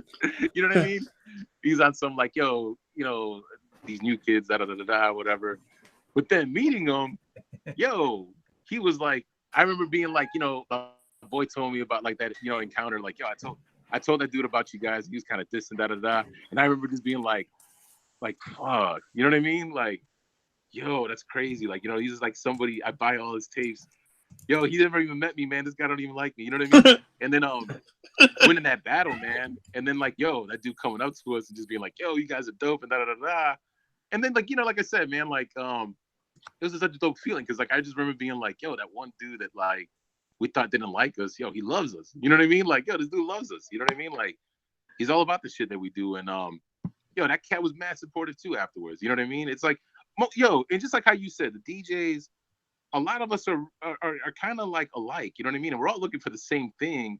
And sometimes like a lot of that stuff is just like, it's just part of the attitude, but it's not really necessarily like how the person is. It's just it's just it's an attitude just because like, yo, it helps you put that warrior shit on. You know what I mean? Yeah. Like, so you get on this fuck everybody shit. You know what I mean? Yeah. And like yeah, it just helps you kind of get in that mode. But then you meet these dudes and like, yo, man, these motherfuckers are mad cool. You know what I mean? Like, so yeah, like winning DMC, like, you know, 98, like a month later, I went to Scribble Jam and won that shit too. So like, it was kind of like, yo, it hyped me up. You know what I mean? It definitely like, made me believe that like I could do it, you know? Shit, Jaybird is actually the dude that told me to do it. Like, we were at WNUR, man, and like I think he might have had something to do with the promotion of it at the time, because he was like doing a whole bunch of stuff, man. That dude was doing like record promo and like promo for parties and a whole bunch of stuff. But you know, he was at NUR and he was just trying to like get DJs to enter the competition. And he's like, man, y'all should do it. Da, da, da. And we're just like, you know, my brother was always the one to be like, nah, we're never ready. Like, we'd probably still be in the basement. So you know, like you'd be like, no, we're not ready. My cousin was always like, no, yeah, let's go, let's do it. You know what I mean? And then, you know, just Bird like telling us to do it, like that kind of gave us the push, like, you know, okay, fuck it, we're gonna do it. And yo, we did it. And it was just like, damn, dude, like I wasn't expecting to win. I just wanted to do like what everybody says, just rep. You know what I'm saying? Like, oh, I just want to rep. You know what I mean? And it was like, yo, you actually won. And then it's like, after that, man, like you start feeling like, yo, like you're not even just a person that's doing this battle. Like there's people watching what the fuck you do here now. You know what I mean? Like, you know, people are supporting you. Like, you know, everybody was just like, yo, man, kill it out there. You know what I mean? Like Chicago was definitely, at least, I don't know, man, at least in our circle or like in our scene, you know, in that hip hop scene, man, I think everybody was really, really supportive. You know what I'm saying? Like everybody was really, really supportive, man. Like, I don't even know if you, do you remember,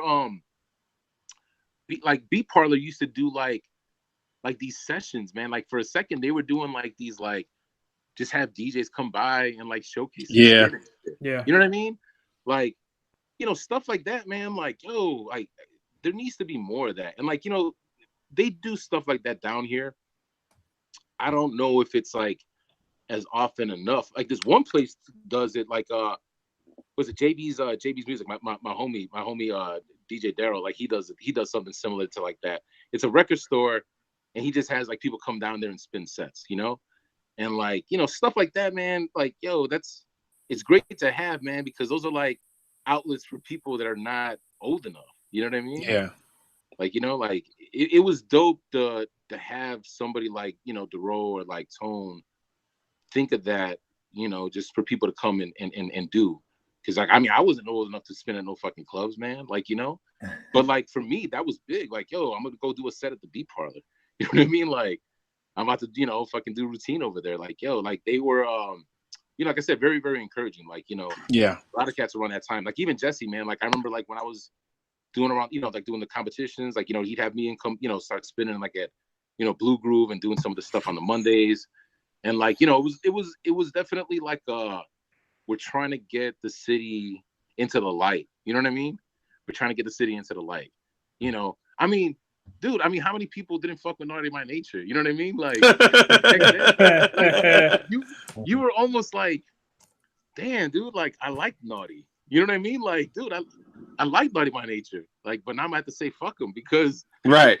you know, they got beef with Ill State and shit. You know, they got beef with, DTS is dissing, Twist is dissing them. Like, you know what I mean? Like, yo, man, Chicago or nothing. You know what I mean? It's like, Yeah. I think a lot of cats, I mean, I don't even know if they look at it because, like even back then, everybody was kind of like, oh, motherfuckers hate on each other. And people were secretly hating on each other. But at the same time, we were still very supportive of each other. You know what I mean? Like just the fact that we're buying each other's records or even going to the parties of each other. Like that's support. Like that's, it's friendly competition, man, if anything. But like, yeah, man, like I definitely think that, we had some good people in the scene from back then, man. Like, like I said, the Beat Parlor dudes, like the Roll Howie, like I said, like hip house being around, like, Third Rail and like, just him being there, like, all the cats at Gramophone, like fucking G Most and like, PNS, fucking Panic being over there, like, what was old boy's name, man, over at Dr. Wax, man? Charles, yo, like Charles at Dr. Wax, like having all these dudes there, like, like I said, man, like they, them at the store are very, very supportive. They always wanted to see like DJs win. I think like, like I said, going back to that conversation, like, I think because it's almost like that's your neighborhood. You know what I mean? Like when you start going to the record store and you start making conversations with all these people in there and you run into them and now you're talking with these cats and like you're doing barbershop talk at the store. Like that's almost like your neighborhood now. You know what I mean? And so like people want to see you win from your neighborhood. You know what I mean? Yeah. Like, yeah, like, it definitely was, man. And I think once you start going into like 2000s, I start seeing more divisive, like, it starts getting divided, like, because at that point, I think, people are kind of making it, like these labels are starting to get, like starting to get a little bit of buzz, a little bit of shine. And then it's just like, I don't know, man. I feel like you start seeing more like, this is this circle, this is this crew, this is this crew, this is this crew. Like the scenes are a little bit more divided, like there's a Galapagos scene, like there's, on that, you know what I'm saying? Like on that type shit, Moment type shit is over here. They got like a Galapagos scene. You know what I'm saying? Like it's not the same, like it's not the same audience. Like it's different now. Like, like you're like I don't know, man. Like I think around then, man, is just like when you start seeing a lot of things just kind of change. You know what I mean? Like when more labels start coming up, it becomes more competitive. You know what I mean? Like you're just not seeing I don't know, man. Like in the early 90s, I kind of felt like, yeah, everybody was a little bit more together. Like in the 2000s, it was definitely like, yo, who's the illest label from Chicago? You know what I mean? Like, who's the illest indie from Chicago? I think at that point, man, it's because everybody's making like relationships outside of the city. You know what I mean? So you're like, we're the team in Chicago. No, we're the team in Chicago. You know what I mean? And it's like, no, man, we're all the same fucking team. You know what I mean? You know what? I think that's what I respected about the relationship between All Natural and Molman. Oh yeah, yeah, for sure. It was not like, it was definitely a separate label, but they never, it was always like a brother label, like, or, like a family label. Like, and I like the fact that Cap could do something with Panic and it be, a thing. It's not a separate All Natural thing or a Moment thing. It's a Chicago thing. You know what I mean? Mm-hmm. So I really respected the relationship between, All Natural and Moment. Oh yeah, for sure, man. No, but like it was definitely like a good relationship. And I don't think it it benefited both sides. Like, I think like one without the other. Like, you know what I mean? Like, it was a missing piece. Like you wouldn't have had this song, or like this helped you, get your shine because your track was heard with this dude rhyming on it. Like, yeah, man, it was definitely helpful because, All That was getting their shine with 50 Years. Moment were getting their shine with like Much of Nothing, Freestyle Written. But them doing more work and they do like It's Okay. And then it's like, any All Natural project, there's gonna be some Moment beats on there. You know what I mean? Like, yeah, man, it becomes really like a good chemistry, man. And like you know, it's not even so much the labels. It's more like it's more the audiences, man. Like once forums and shit started coming out, man, like you know, then you get like fucking secret posters and like you know, dudes trashing like this, you know, these cats on this fucking forum over here, man, and like, yeah, dude, like you know, Chicago definitely like, you know, I guess took some time to adjust during that time. You know what I mean? Like just during that time, and then it's just kind of like, yo, 2000, like mid 2000s comes, and it's like a whole, it's like all these people from this time, that's not even the people no more. Nor Mid 2000s comes, it's like they just boom. While that's y'all what the internet did. Yeah, The like, internet you know, did while y'all that. were doing all this, man, we just we're here now. You know what I Yeah. mean? And so like, it's kind of weird, man. Like I kind of feel like, yeah, man, it's almost like some missed opportunity in some places. Like, you know what I mean? Like, you know, if you know, because like this is the first time in that world. Nobody knows how to, like, how do you go about it now in this new era? You know what I mean? Everybody's just kind of like doing their best at it. You know what I mean? Mm-hmm. And but then these are the other cats that they're kind of figuring this shit out behind the scenes, and then they're like, "Yo, we're ready," and boom, you know, mid 2000s comes. You know what I mean? And it's like I said, it's like this whole other wave, man. And it's like it's almost like, you know, like a meteor almost. You know what I mean? It's like it just kind of reset everything. You know?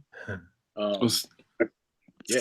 Speaking about resetting everything, I guess that can segue us into our this or that. This or that. This or that. This or that. This or that. So this or that is the part of our show where we just ask you this or that. I have a this or that, and I'll say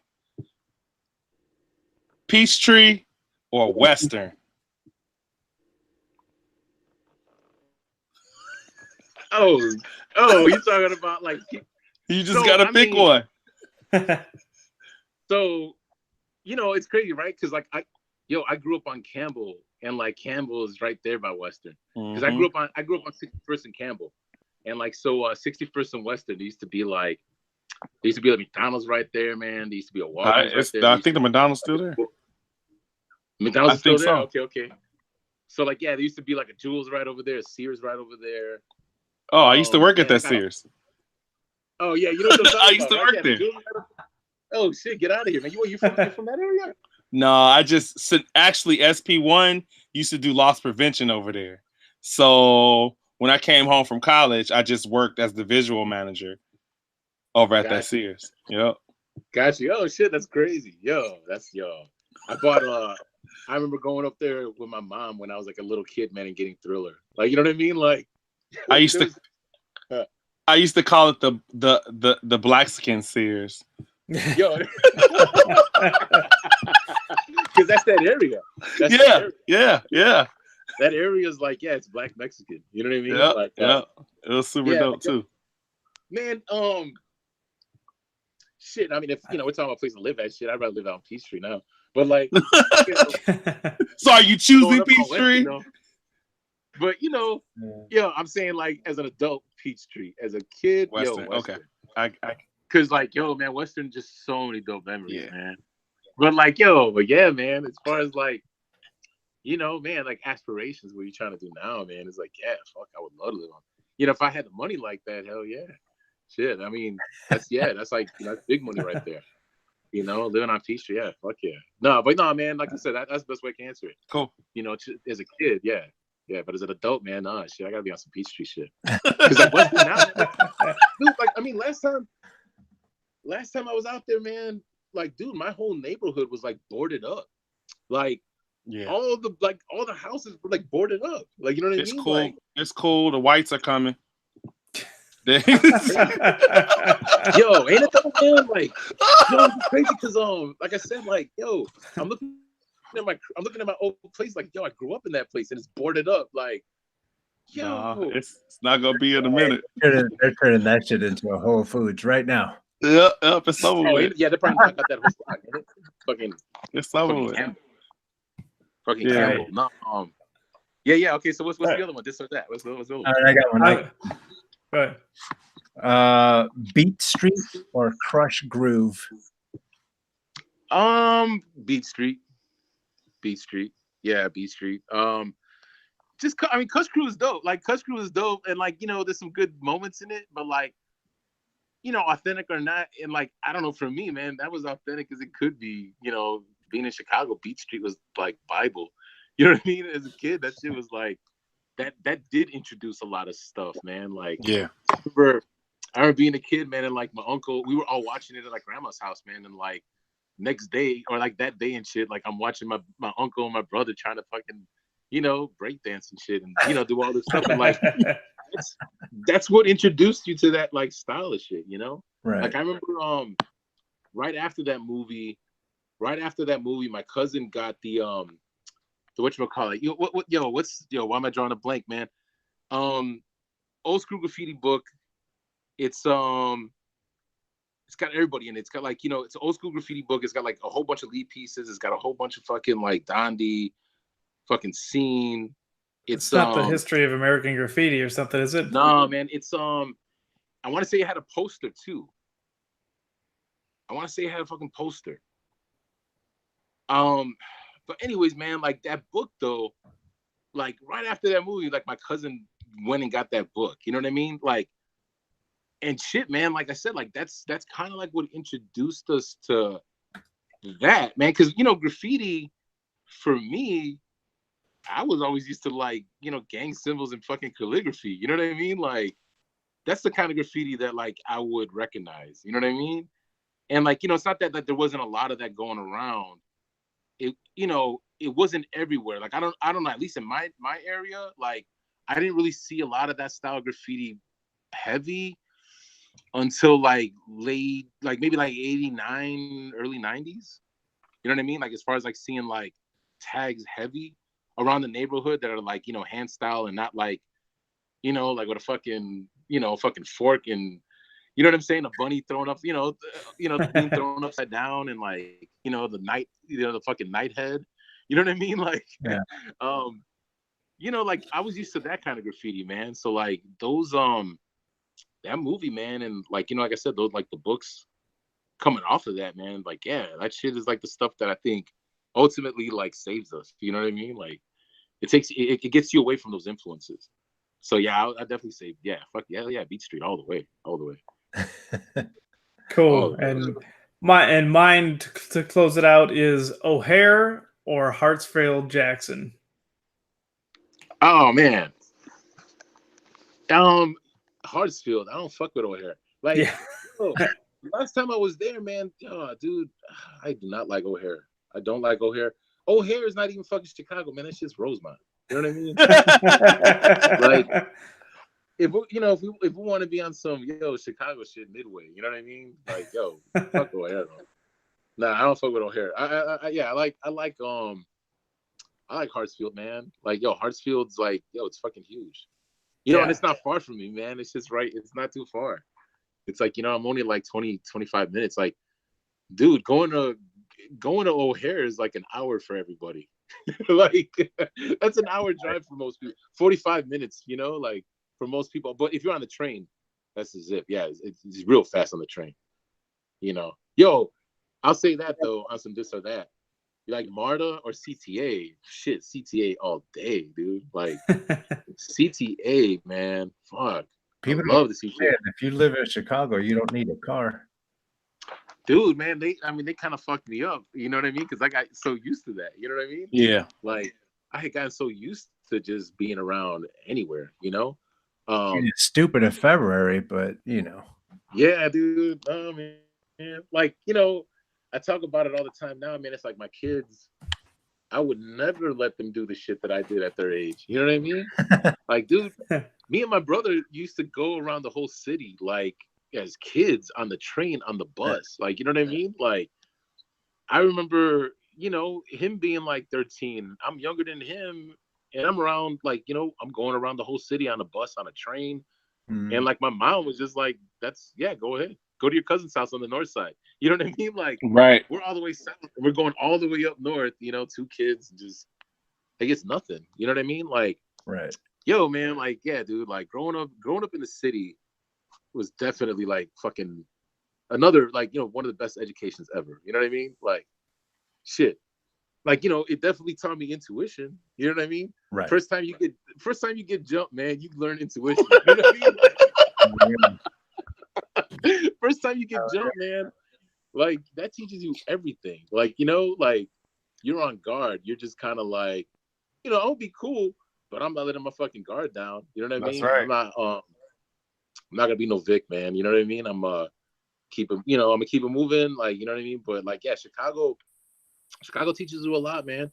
Like, you know, it's the blocks, I think. You know what I mean? Like the way the blocks work, like shit. Like, you know, I remember us being hardcore. We're just on Campbell. You know what I mean? But if you walked a little bit more over there, like yo, you walk a little bit more over there, you know, like shit, they're probably gonna think you're La Raza or something. You know what I mean? Yeah. And like shit, I remember that happened to my brother a couple times. You know what I mean? Because, you know, he got on his graffiti shit, so he's venturing out to all the neighborhoods. And like, yo, man, they got his ass. They're like, yo, man, you're La Raza, aren't you? And like, nah, man, fuck, what are you doing over here? You know, shit, got his ass kicked. You know what I mean? Like, yeah, dude, like growing up over there, man, it kind of just, it just kind of teaches you to like, yo, just be on your P's and Q's, man, and be on your toes and like observe a lot, watch your surroundings. You know what I'm saying? Like, right. yeah, man, growing up there, man, it's just like I said, there's no other education like it, man. Like, you know, and it gives you all this other good stuff too. You know what I mean? So besides all that, like it builds character, but like, you know, like I said, the style and the music and like just the scenery, you know, seeing all that stuff, man, like, you know, that's like the images you keep in your head almost. You know what I mean? Like anytime you're thinking about like a feeling, like I get that feeling, and that's just kind of like what that's the energy I try to bring out. You know what I mean? Is like those feelings of back then. You know what I mean? Like of discovering it all.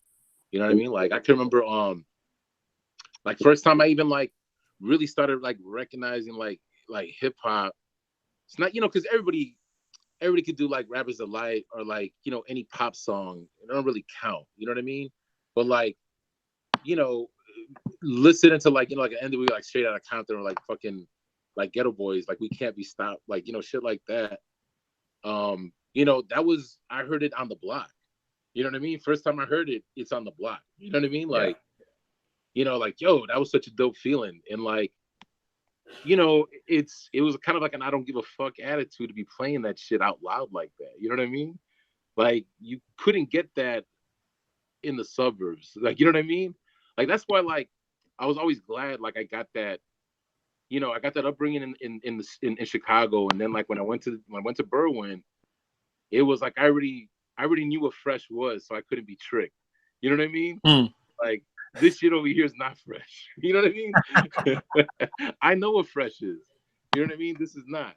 But like, you couldn't have that discovery like that. Like, you know what I'm saying? Like I said, like the block we were on, it was like, yo, it was dope because you could hear that shit on the block, and it's like, that's how you're learning stuff, man. You know, you know, and like, you know, and everybody kind of experiences that now, like, you know, because shit, that motherfuckers be blasting the shit out of stuff on fucking train. You know what I mean? Like they blast that shit on their block loud, you know what I mean? But systems and stuff, you think, yo, technology again. Like systems in a car aren't everywhere back then. Only some people got a system in a car. You know what I mean? Yeah. Like, so like hearing shit like that out loud is not like just, that is like a big thing if somebody's, you know, able to play some shit out of a car that loud. Like that dude on the block is special. You know what I'm saying? Like, so yeah, like I said, like just being exposed to that stuff there, man. Like, yeah, dude, I'm definitely like really, really grateful about like, you know, like I said, like, you know, so like when I say, you know, Peachtree over Western, I don't really like mean it like that all the way either. You know what I mean? Love Western, man. Like shit, dude. Better, like I said, man. I remember like getting jumped, man. I got jumped coming down 61st from Western going back to Campbell. Like, you know what I mean? And like, dude, it was only like 3 blocks, man. Like it was like 3 blocks away. You know what I mean? 3 blocks away. But it taught me like, yo, that one fucking neighborhood right there, I'm gonna go through it down this way. Like, you know what I mean? I'm not gonna walk through it on 61st. I'm gonna go through it like, you know, on 60, like, you know, on 59th or like, you know, 58. I'm gonna go through it over there, but I'm not gonna go through it like right here, because like, like I said, man, like like it just like I said, it teaches you, man. Like I know my way around over here, man. Like Hood people talk about tactics down here, they got Presyce. spots. Yo, what'd you say? I said hood tactics with Presyce. Yeah, man. No, dude. Like I said, man. No, that's like I said, man. That's We got Chicago. so many That's brand new Chicago shows. stuff, man. That's Chicago stuff. Word. Yeah, like I said, like I know how to go about things down here too, man. Like they got spots down here, but I'm like, yo, I treat it like Chicago, man. I treat everywhere I go like just like Chicago. Anywhere I go, that's like, like I said, you'll be all right. Like you said, don't take this by Presyce. Yeah. Anywhere you go, you'll be all right. Worst So case, Presyce. worst Yep. case, you'll save an ass whipping. Yo. So Presyce, where on social media can people find you if they wanted to reach you?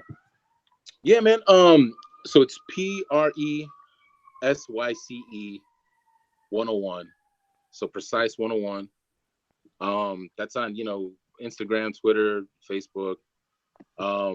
Yeah, man. Like like I said, I got edits that I continuously work on, man. I'm actually doing this one, man. Like this one thing that I'm doing right now, man. I've been having a lot of fun with, man, and like almost finished with it, man. But it's it's something that I've been doing over a lot of like my favorite like instrumentals, man, from like my guys, man. Like it's moment beats, it's all moment shit. That's so dope. like because like man, like I've been sending them versions of shit that they're just like, yo, how do you have that beat? And I'm like, yo, you sent it to me a while back. You know what I mean? Like, Right. I was the DJ. Like, yeah, like Memo especially. He's just like, yo, how do you have that beat? I don't even remember sending you that. But like, I always have these beats, man. And it's like, like I always listen to a lot of different, I listen to like some tracks of all my dudes and shit, man. And I'll be like, man, dude, I love this beat. But it's like, yo, as a DJ, how the fuck you work with it? You know what I mean? So like, man, I just started making like edits out of all of their instrumentals and beats and shit. You know what I mean? And so I just showed them like some of my favorite ones. And so like right now I'm just like, piecing this little mix together. You know what I mean? But it's fun, man. Like for me, it's like, yo, these were like some of my favorite beats, man, that I never heard people rap on. Or like somebody rapped on it, but it's like, yo, I just like the way that this sounds on it as well. You know what I mean? It's no offense to the person that rapped on it. I just like the way that this sounds on it. You know what I mean? And like for me to play it out now, like I got this one that I did over like it's one of Panic's beats and shit, and it's like, it's Champion. You know what I mean? Like, it's a fucking, the reggae song, fucking Champion and shit. You know what I mean? But it's over one of his beats, and it's just kind of like, I don't even think he expected it. You know what I mean? But it's like, love playing it. I love playing it because anytime I play it, people are like, yo, what the fuck is that? And it's like, oh, you don't, yeah, dude, like you don't have this. You know what I mean? Right. But it sounds like something that they think they might have. They're like, yo, is that on the 12-inch? It's like, nope. You know what I mean? Like, but it sounds like something that you think you might have. You know what I mean? So, yeah, man. As of right now, man, as far as like something that kind of to tie all that kind of stuff together, man. It's like, I'm doing that for these guys right now, and it's not even for them, man. This is just like I said. One day I just started like sending them shit. I was like, yo, check this out. They're just like, yo, that shit's funny. You know what I mean? Like, yo, that's crazy. That sounds like this. That sounds like they actually rapped on the song. You know what I mean? And yeah, man. So like I've got that I'm doing just as like, like I said, man, more of I guess like an ode to up there, and also just to like my dudes, like I said, like just for the stuff that we, like I said, man, like I definitely miss being around those dudes, man. Like everybody's in just so many different places.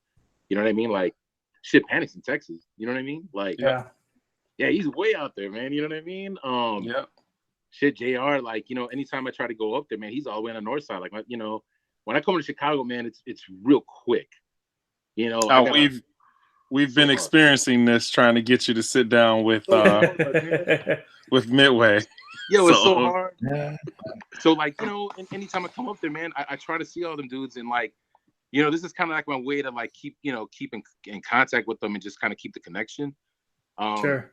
Cause yeah, man, like like I said, man, I definitely love like just like that period, and like for what we did, man. Cause like, yo, around that time, like we were just all moving as a unit. You know what I mean? It was like, yo, I'm gonna do this thing, and it's gonna help all of us. You know what I mean? Like Right. me doing the battles was helping all of us. You know, them doing all the beats and the songs was helping me. You know what I mean? Like everything we did was always like, you know, a force. Like it was just all together. And you know, like I said, man, I think like, you know, once I moved, man, like for me, like yeah, my involvement got less for sure because I was all the way down here. You know what I mean? And you know, like yeah, man, like I, you know, it started me on another journey, and it took me away from that one, man. And like, you know, yeah, man, like I always wondered, like, yo, what other shit could we have done? You know what I mean? Like, what other stuff could we have done together? You know what I mean? But like, I had to rebuild, like, you know, just being down here. You know what I mean? And like, so this is kind of like something where I feel like, yo, it kind of puts me back, you know, doing some stuff with them. You know what I mean? Because like I said, I've always like missed working with them, man. And like, so this is my way of kind of doing that. And so yeah, man, I'm finishing it up, man. And so like, you know, it's just like I said, it'd be like a little mix. But for my DJ dudes, like, yo, I'm definitely gonna, you know, send you those. You know what I mean? So like, You better. yo, you like them and fuck with them. You know what I mean? Like, that's just the other part of it. Is just like, yo, I love sharing shit like that with DJs. Like, you know what I mean? Like, I love a good like version of a song. You know what I'm saying? And so yeah, man, like I said, if you're from around then and shit, or if you just love that sound, then like I think you'll fuck with it, you know? Word up. Ryan. Los, do we have a? Oh, I'm sorry, Sean. What's up? Oh no, go ahead. I just wondered if Los had a sneak peek for us tonight of. Maybe we can get Sean to let us know where people can find him online. Oh, nice. You can find me at DJ Sean Doe on the Instagrams and the Twitters, and on Facebook at Rasan Shondo Hawkins. And what's crazy is that I've been getting a little bit of the teaching bug or the mentoring bug recently with working with the Stony Island Arts Bank, doing a Bring Your Own Vinyl event, which Nice. is what I was talking about bringing my records on a bus. But it's really cool to allow people that don't know how to DJ to kind of put them in front of two turntables and a mixer, and to be able to, you know, be on display, but also put out the vibe that they're bringing. And also DJs that haven't DJed in years to come out and DJ in front of people who just want to hear vinyl, you know? So Yeah. I do that with my boy Shantala at the Stony Island Arts Bank. Once it's monthly. It's every last Sunday of the month. So, yeah. Dope. There you go. That's dope, man. Yeah, shit. I got anytime I'm up there, man, I gotta check that out. I got, like I said, man, it's I got cool. a shitload of records at my parents' house. I just go to the crib, just go through them, man. I can play a set. You know what I mean? Word up. Folks, Yeah. Um, Speaking of, hang on real quick. Yeah. Speaking of vinyls, we got She Killed in Ecstasy and on vinyl and CD and digital at that. download. So go to shekilledenecstasy.com. And yes. yeah, that's DJ Risky Business latest project. Yes. Folks can find me on Twitter and Instagram, 278 Media. The number is 278 and Media. Midway, of course, which is what this podcast is completely themed around. Midway, the story of Chicago hip hop that we need to sit down with Mr. Presyce for is once we get the chance. But you can find all the information. Nice. You'll find out all the info at midwaydocumentary.com, Midway Doc on Twitter and Instagram and Facebook, everywhere else. Yo. And So, yeah, okay, look, I just looked at the tab from Subway Yard. Midway Subway Radio. Yard. Yep, that's what it was. Subway Yard. Yep. Subway art, yeah. Oh yeah, Subway. and I do want to give real quick before we close with Lowe's, I do want to do a quick plug here for fellow Midway team member Artistic. He's throwing a Shot Rock Nation event this Saturday. Back to the 80s. It's hosted by Black Ice and Isis from Legends of Chicago Hip Hop. It's going to be showcases from DJs and MCs and breakers and poppers and graffiti artists. And let's see if I can find Actually, not find. Got the information here. So it's going to be a DJ showcase with Most Definite, Quicksilver, and Murder Megs. There's an MC showcase with DA Smart, JMD, Yabeed, Slolo Redline, and more. Breaking showcase with Kid Jungle, Phase 2 and the Brickheads, a popper showcase with Robot Mafia, graffiti artist showcase with Net and Menace and Worms, Static, Steph Skills, Teal, Flash, B-Boy B, and more. Starts at 7 o'clock, so make sure you get there. And it's at 20, name of the venue, I'm not sure, but it's 2423 East 75th Street, and that's Saturday. So everybody should come out and support Shyrock. We're going to talk a little bit of Midway while we're there. Doe, are you going to be in the house with Risky and I? Cool. Yeah. So please support that project. Check it out. And with that, Carlos. Oh, if you're looking for me, you can go to coconutjustice.com, Coconut Justice everywhere else. And if you're on Instagram, you're going to see this. He's been living in Atlanta for a minute. Got 90 degrees. He took out the winter weather gear. That's hilarious. Yeah, dude. No, I definitely got soft. I ain't gonna lie. I moved out here, man. I'm like, yo, I got a fucking, like, you see, look, I got a sweater on and shit. Like, you know what I mean? Like, I was looking at that. I'm like, this kid is freezing. Yeah, man. Yo, and it's not time to run the heat. You know what I mean? That's the other thing. Right. Like, yo, growing up there too, man. Like, I remember, like, my parents just being like, yo, it's not time to run the heat yet. Like, what? It's cold. Nope, it's not that time though. It's fucking freezing. Cool. Man. You better not turn on that oven. Right. Hell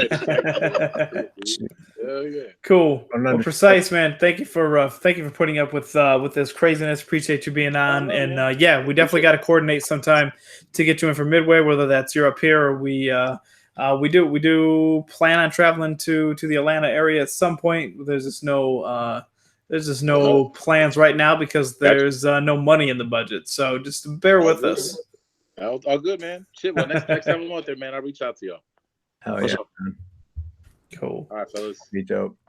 All right, everybody. Thanks to Shazam Bangles and Michael Stewart for man, what up, though? the answer to the quiz, the graffiti art book quiz. Oh, my bad, Bangles and everybody. I stopped checking the chat room a minute ago. So I know, man. Me too. I just circled back and was like, oh shit. I was like, yeah, thank you, man. That would have saved me earlier. Share microphones. We forget to do that too sometimes.